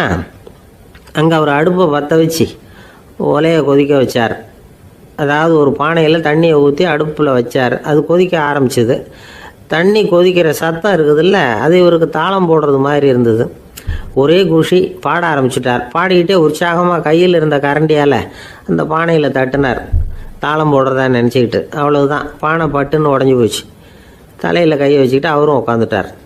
எந்த தொழில் தெரிஞ்சாலும் சரி, அதை புத்திசாலித்தனமாக பயன்படுத்த தெரியலன்னா ஆபத்து தான். அதுக்காக தான் இந்த கதை. ஒரு பஸ்ஸு டிரைவர் ரொம்ப கெட்டிக்காரரு. பஸ்ஸை ரொம்ப திறமையாக ஆபத்து இல்லாமல் ஓட்டினதுக்காக பரிசுலாம் வாங்கினவர். அவரே ஒரு படகு ஓட்டுறதுக்காக அழைச்சிட்டு போயிருக்கிறாங்க, மோட்டார் படகு. அதையும் ரொம்ப திறமையாக தான் ஓட்டிகிட்டு போயிருக்கிறாரு. நடுக்கடலில் போனதும் படகு நின்று போச்சு. மோட்டாரில் ஏதோ கோளாறு. என்ன செய்யலாம் அப்படின்னு அந்த டிரைவரை கேட்டிருக்கிறாங்க படகுல இருந்தவங்கெல்லாம். அப்போ அவர் சொன்னாராம், கவலைப்படாதீங்க, ஒன்றும் பிரச்சனை இல்லை, எல்லாரும் கொஞ்சம் கீழே இறங்கி பின்னாடி தள்ளுங்க, மோட்டார் ஸ்டார்ட் ஆகிடும் அப்படின்னாராம். எனக்கு தெரிஞ்ச ஒருத்தர் இருக்கார். அவர் ஒரு பெரிய காவல்துறை அதிகாரி, ரொம்ப கண்டிப்பானவர். அவரை கண்டாவே எல்லாரும் பயப்படுவாங்க. அப்படிப்பட்டவர் வீட்டுக்கு போனால் அப்படியே அடியோடு மாறிடுவார். அங்கே போய் பார்த்தீங்கன்னா குழந்தைகளோட குழந்தையா அவர் விளையாடிக்கிட்டு இருப்பார். அலுவலக சமயத்தில் பார்த்தீங்கன்னா குதிரை முதுகில் அவர் உட்காந்துருப்பார். வீட்டில் பார்த்தீங்கன்னா அவர் முதுகில் குழந்தை உட்காந்துருக்கும். அவர் குதிரை மாதிரி போயிட்டு இருப்பார். இது எப்படிங்க முடியுது உங்களால் அப்படின்னு கேட்டாங்க. அது ஒன்றும் இல்லை, இங்கே வீட்டுக்கு வந்த உடனே என்னோட மனசை தனியாக எடுத்து வச்சிருவேன் அப்படின்னார். அது என்னங்க உங்கள் சட்டப்பயிலியாக இருக்குது மனசு, அது தனியாக எடுத்து வைக்கிறதுக்கு அப்படின்னு கேட்டாங்க. அப்படி இல்லைங்க, இது ஒரு பயிற்சி, மனப்பயிற்சி, அவ்வளவுதான் அப்படின்னார். இப்படி சமயம் பார்த்து மனசை தனியாக வச்சுவிட தெரிஞ்சவங்க வாழ்க்கையில் எப்பவும் உற்சாகமாக இருப்பாங்க அப்படிங்கிறது பெரியவங்க கருத்து. ஒரு டாக்டர் ஆஸ்பத்திரியில் இருக்கிற வரைக்கும் டாக்டராக இருக்கலாம். அவர் மனைவிகிட்டையும் அவர் டாக்டராக இருக்க வேண்டிய அவசியம் இல்லை. ஒரு வக்கீல் கோர்ட்டில் இருக்கிற வரைக்கும் வக்கீலாக இருக்கலாம். வீட்டுக்கு வந்ததுக்கு அப்புறமும் வக்கீலாக இருக்க வேண்டிய அவசியம் கிடையாது. வீட்டில் குழந்தைகள்கிட்ட விளையாடும் பொழுதும் அதுகள்கிட்ட ஃபீஸு கேட்டுக்கிட்டு இருக்கக்கூடாது. நாம் எப்படி இருக்கணும்னு பெரியவங்க சொல்கிறாங்கன்னா, மனசோட சேரக்கூடாதான். அப்படி சேராமல் வாழ்க்கையை கவனிக்கணுமா. மனசை அப்படியே தனியாக எடுத்து பக்கத்தில் வச்சுடணும். அப்படின்னா அது அப்படியே தூக்கி எறிஞ்சுடு அப்படின்னு அர்த்தம் இல்லை. ஏன்னா மனசுங்கிறது நமக்கு உபயோகப்படக்கூடிய ஒன்று தான். எப்போ அது தேவையோ அப்பப்போ எடுத்து உபயோகப்படுத்திக்கணும். தேவைப்படுறப்போ எடுத்து கண்ணாடியை மாட்டிக்கிறோம்ல, படிக்கும் பொழுது கண்ணாடி தேவைப்படுது, எடுத்து மாட்டிக்கிறோம் இல்லையா, அது மாதிரி கணக்கு போடுறதுக்கு மனசு தேவை. கடைக்கு போய் ஒரு பொருள் வாங்குகிறோம், காசு கொடுக்குறோம், மீதி சில்லறை சரியாக இருக்கா அப்படின்னு எண்ணி பார்த்து வாங்க வேண்டியிருக்கு. அந்த சமயத்தில் மனசை எடுத்து தனியாக வச்சுட்டேன் அப்படின்னு சொல்லிட்டு இருக்கக்கூடாது. பரீட்சைக்கு படிக்க வேண்டியிருக்குது, படித்ததையெல்லாம் அப்படியே நினைவில் வச்சுக்க வேண்டியிருக்கு. அந்த சமயத்தில் மனசை தூக்கி எறிஞ்சுட்டேன் சார் அப்படின்னு சொல்லிட்டு இருக்கக்கூடாது. அப்படி சொன்னால் பரீட்சை நம்மளை தூக்கி எறிஞ்சிடும். அதனால் தேவைப்படுறப்போ மனசை உபயோகப்படுத்தணும், தேவையில்லாதப்போ அது தனியாக ஓய்வு எடுத்துக்க விட்டுடணும். இப்படி நாம் பழக்கப்படுத்திக்கிட்டா வாழ்க்கைங்கிறது நமக்கு புதுசாக தெரியுமா. மனசுக்கும் ஒரு சக்தி கிடைக்கும். எந்திரங்களுக்கு ஓய்வு கொடுக்குற மாதிரி மனசுக்கும் ஓய்வு கொடுக்கணும், இல்லைன்னா அது களைச்சி போயிடும். குழந்தைகள் மனசை சுமந்துக்கிட்டு இருக்கிறது இல்லை. இது முதியவர்கள் குழந்தைகள்கிட்ட இருந்து கற்றுக்க வேண்டிய ஒரு பாடம். ஆனாலும் இந்த கால குழந்தைகள்கிட்ட ரொம்ப எச்சரிக்கையாக இருக்க வேண்டியிருக்கு. ஒரு தாத்தாவும் பேரனும் விளையாடிக்கிட்டு இருக்கிறாங்க. தாத்தா, எனக்கு சைக்கிள் ஓட்ட கற்றுக் கொடு அப்படிங்கிறான் பேரன்.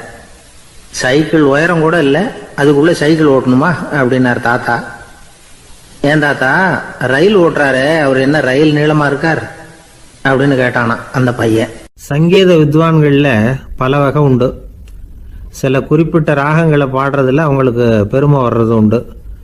ஆனால் ஒருத்தர் இருந்தார், அவரால் ஒரு ராகத்துக்கே பெருமை வந்தது. அந்த ராகத்தை அவர் வாசித்து கேட்கணும் அப்படின்னு சொல்லுவாங்க. அது என்ன ராகம்னா தோடி ராகம். சரி, அந்த வித்வான் யாருன்னா அவர் தான் திருவாவடுதுறை ராஜரத்னம் பிள்ளை. பேராசிரியர் கல்கி ஒரு சமயம் தம்முடைய பத்திரிகையில் எழுதினாராம். அதை அப்படியே படிக்கிறேன் கேளுங்களேன். ஆகா, ஸ்ரீ ராஜரத்னம் பிள்ளையின் தோடி ஆலாபனையை முதலில் கேட்டபோது அவருடைய கற்பனையை விட்டு தள்ளுங்கள். நம்முடைய மனதில் என்னென்ன இன்பமயமான கற்பனைகள் எல்லாம் உதித்தன. குழந்தை தாயிடம் கொஞ்சம் குரலை கேட்டோம், அன்னை குழந்தையிடம் கொஞ்சம் குரலை கேட்டோம், ரதியும் மன்மதனும் பேசிக்கொண்ட காதல் மொழிகளை கேட்டோம், முருகன் சிவபெருமான் செவிகுளிர மொழிந்த உபதேசத்தை கேட்டோம், கலைமகள் கவிஞனுக்கு அருளிய ஆசி மொழிகளை கேட்டோம், நாரத முனிவருடைய தம்பூரா சுருதியை கேட்டோம், ராவணன் தன் எலும்பை ஒடித்து வீணையாகச் செய்து வாசித்த கானத்தை கேட்டோம், கானப்பறவைகளின் கலகல ஒலியை கேட்டோம், கோல குயில்களின் குரல் இனிமையை கேட்டோம். இப்படிலாம் பேராசிரியர் கல்கி விமர்சனம் எழுதியிருக்கிறார். திருவாவடுதுறை ராஜரத்னம் பிள்ளை அவர்களுடைய வாசிப்பை கேட்டுட்டு டிஎன் ராஜரத்னம் பிள்ளை இறந்து போனார். அப்போ கவிஞர் கண்ணதாசன் எழுதினார், செவியனில் ஓடி எங்கள் சிந்தையில் ஓடி இந்த புவியெல்லாம் ஓடி நின்பார் பொங்கிய தோடி வேறெங்கு எவரிடம் போகும் ஐய இனி அதை காப்பார் யாவர் அவிந்தனின் சடலத்தோடே அவிந்தது தோடிதானும் அப்படின்னு எழுதினாராம். அந்த அளவுக்கு அவருடைய தோடியை ரசித்தவர்கள் உண்டு. அதே மாதிரி தோடின்னா என்னன்னு தெரியாமலே அவரை ரசித்தவங்களும் அந்த காலத்தில் உண்டு. அதாவது ஒரு பெரிய சபையில் இவர் வாசிச்சுக்கிட்டு இருக்கிறார். பாதியில் ஒரு பெரிய மனுஷன் உள்ளே வந்தார். அவர் உடம்புல பட்டு வேஷ்டி, ஜருக, அங்கவஸ்திரம், வாயில் வெத்தலை, வாசனை புகையில, காதில் வைரக்கடுக்கன், கழுத்தில் தங்க சங்கிலி, கை விரல் பூரா மோதிரம், கையில் ஒரு வெள்ளி வெத்தலை புட்டி, உதவிக்கு 2 பேர் பக்கத்தில். இவ்வளவு பந்தாவோட வரார் கச்சேரி கேட்கறதுக்கு. இப்படி வந்தவர் முதல் வரிசையில் உட்கார்ந்தார். வித்வான் வாசித்து முடித்ததும் இவர் அவரை பார்த்து, ஐயா நீங்கள் தோடி வாசிக்கிறதுல ரொம்ப கெட்டிக்காரர்னு கேள்விப்பட்டிருக்கேன், அதை கேட்கறதுக்காக தான் மெனக்கிட்டு வந்திருக்கிறேன், அதை வாசிங்களேன் அப்படின்னாராம் இந்த பெரியவர். ராஜரத்னம் பிள்ளைக்கு ஒன்றும் புரியல. ஏன்னா இது வரைக்கும் அவர் வாசிச்சுக்கிட்டு இருந்ததே அந்த தோடி ராகத்தை தான். அதை வாசித்து முடித்ததும் அதை வாசிங்களேன்னு இவர் கேட்குறார். அப்படின்னா இவரோட ஞானம் எப்படிப்பட்டது? இவ்வளவும் கேட்டுட்டு இப்படி கேட்குறாரே அப்படின்னு அவர் யோசிச்சிருக்கிறார் ராஜரத்னம் பிள்ளை. உடனே என்ன பண்ணார் தெரியுமா? பக்கத்தில் ரொம்ப சாதுவாக சுருதி போட்டுக்கிட்டு இருந்த ஒரு முதுகில் ஓங்கி ஒரு குத்து விட்டாராம். அவருக்கு ஒன்றும் புரியல, எதுக்கு நம்மளை அடிக்கிறார் இவர், நம்மளை குத்துறாரு வித்வான்னு. அவர் அதிர்ச்சியால் இவர் நிமிர்ந்து பார்த்துருக்கார். அப்போ ராஜரத்னம் பிள்ளை சொன்னாராம், ஏய்யா ஐயா பெரிய மனுஷன், என்னுடைய பரம ரசிகர், தோடி ராகம் கேட்கணுங்கிறதுக்காக இவ்வளவு தூரம் வந்திருக்கிறார், முத வரிசையில் உட்காந்துருக்கார். நீ இந்த சமயம் பார்த்து தோடி ராகம் வாசிக்கிற நாதஸ்வரத்தை வீட்டில் வச்சுட்டு வந்துட்டியே, இப்போ ஐயாவுக்காக அந்த ராகத்தை நான் எப்படி வாசிக்கிறது அப்படின்னு சொல்லிவிட்டு மறுபடியும் முதுகில் ஒரு அடி கொடுத்தாராம். அடி வாங்கினவருக்கே சிரிப்பு அடக்க முடியலையா. ஒரு ஊரில் ஒரு ராஜா இருந்தார். அவர் ஒரு நாள் காலையில் அரண்மனையில் மேல் மாடத்தில் நின்றுக்கிட்டு இருந்தார். அப்போ ஒரு ஆள் வீதியில் ரொம்ப வேகமாக ஓடிக்கிட்டு இருக்கான். அதை ராஜா கவனிச்சார். அவன் மனசில் ஏதோ ஒரு தவிப்பு இருக்குங்கிறத புரிஞ்சுக்கிட்டார். உடனே அரண்மனை சேவகர்களை கூப்பிட்டார். அந்த ஆளை இங்கே அழைச்சிட்டு வாங்க அப்படின்னார். இவங்க ஓடி போய் அந்த ஆளை அழைச்சிட்டு வந்தாங்க. மன்னர் முன்னாடி நிறுத்தினாங்க. மன்னர் அவனை நிமிர்ந்து பார்த்தார். எதுக்காக இவ்வளவு வேகமாக ஓடிக்கிட்டு இருக்கிற அப்படின்னு கேட்டார். இதுக்கு அவன் சொன்னா, மன்னா, நம்ம கோட்டையின் வடக்கு வாசல் இருக்கு இல்லையா, அது ஓரமா ஒரு பெரிய பாறாங்கல் கிடக்கு. அதுக்கு அடியில் நான் ஒரே ஒரு வெள்ளி நாணயத்தை புதைச்சி வச்சிருக்கேன். அது இப்போ எனக்கு தேவைப்படுது. என்னுடைய மனைவிக்கு ஒரு பரிசு வாங்கி கொடுக்க வேண்டியிருக்கு. அதுக்காக தான் அவசரமாக ஓடிக்கிட்டு இருக்கிறேன் அப்படின்னா. மன்னர் யோசனை பண்ணார். அப்புறம் சொன்னார், அதுக்காகவா இப்படி ஓடுற? பரவாயில்ல, அதை பற்றி கவலைப்படாத. நான் உனக்கு 10 வெள்ளி காசுகள் தர்றேன், வாங்கிட்டு திரும்பி போ அப்படின்னார். இவன் தலையை சொரிஞ்சான். மன்னா, நீங்கள் கொடுக்கறத ரொம்பவும் மகிழ்ச்சியோடு வாங்கிக்கிறேன். இருந்தாலும் அதுக்கப்புறம் அந்த வடக்கு வாசலுக்கு போய் அங்கே இருக்கிற ஒரு நாணயத்தையும் எடுத்துக்கிட்டு போயிடுறேனே அப்படின்னானா. இதை வரப்பா, அந்த ஒரு நாணயத்தை மறந்துடு, உனக்கு 100 வெள்ளி நாணயங்கள் தரேன் இருக்கார். மன்னா, ரொம்ப மகிழ்ச்சி, உங்கள் மாதிரி தாராள குணம் வேற யாருக்கும் வராது. நீங்கள் கொடுக்குற 100 நாணயங்களையும் வாங்கிக்கிறேன். இருந்தாலும் வடக்கு வாசலுக்கு போய் அதையும் எடுத்துக்கிட்டா 101 ஆயிடுமே அப்படின்னானா. இதை பாருப்பா, அந்த ஒரு நாணயத்தை மறந்துடு, அது எக்கேடாவது கெட்டு போகட்டும். நான் உனக்கு 100 பொற்காசுகள் தரேன், அதையாவது வாங்கிட்டு வந்த வழியிலேயே திரும்பி போடுன்னாராம். தங்க நாணயங்களே தரேன்னு சொல்றீங்க, தாராளமாக வாங்கிக்கிறேன். இருந்தாலும் வடக்கு வாசலுக்கு போய் அப்படின்னு மறுபடியும் ஆரம்பிச்சான். அரசர் பொறுமை இழந்துட்டார். கடைசியாக ஒரு முடிவுக்கு வந்துட்டார். இதை பாருப்பா, உனக்கு என்னுடைய ராஜ்யத்திலேயே பாதியை கொடுத்துட்றேன், அப்படியாவது திருப்தியாக திரும்பி போ அப்படின்னாராம். மன்னா, உங்களுடைய பெருந்தன்மைக்கு ஈடு இணையே கிடையாது. தேசத்திலேயே பாதி பிரித்து கொடுக்குறேன்னு சொல்கிறீங்க, அதனால் உங்ககிட்ட ஒரு சின்ன வேண்டுகோள் அப்படின்னானா. சொல்லுன்னாராம் மன்னர் ஆர்வம்.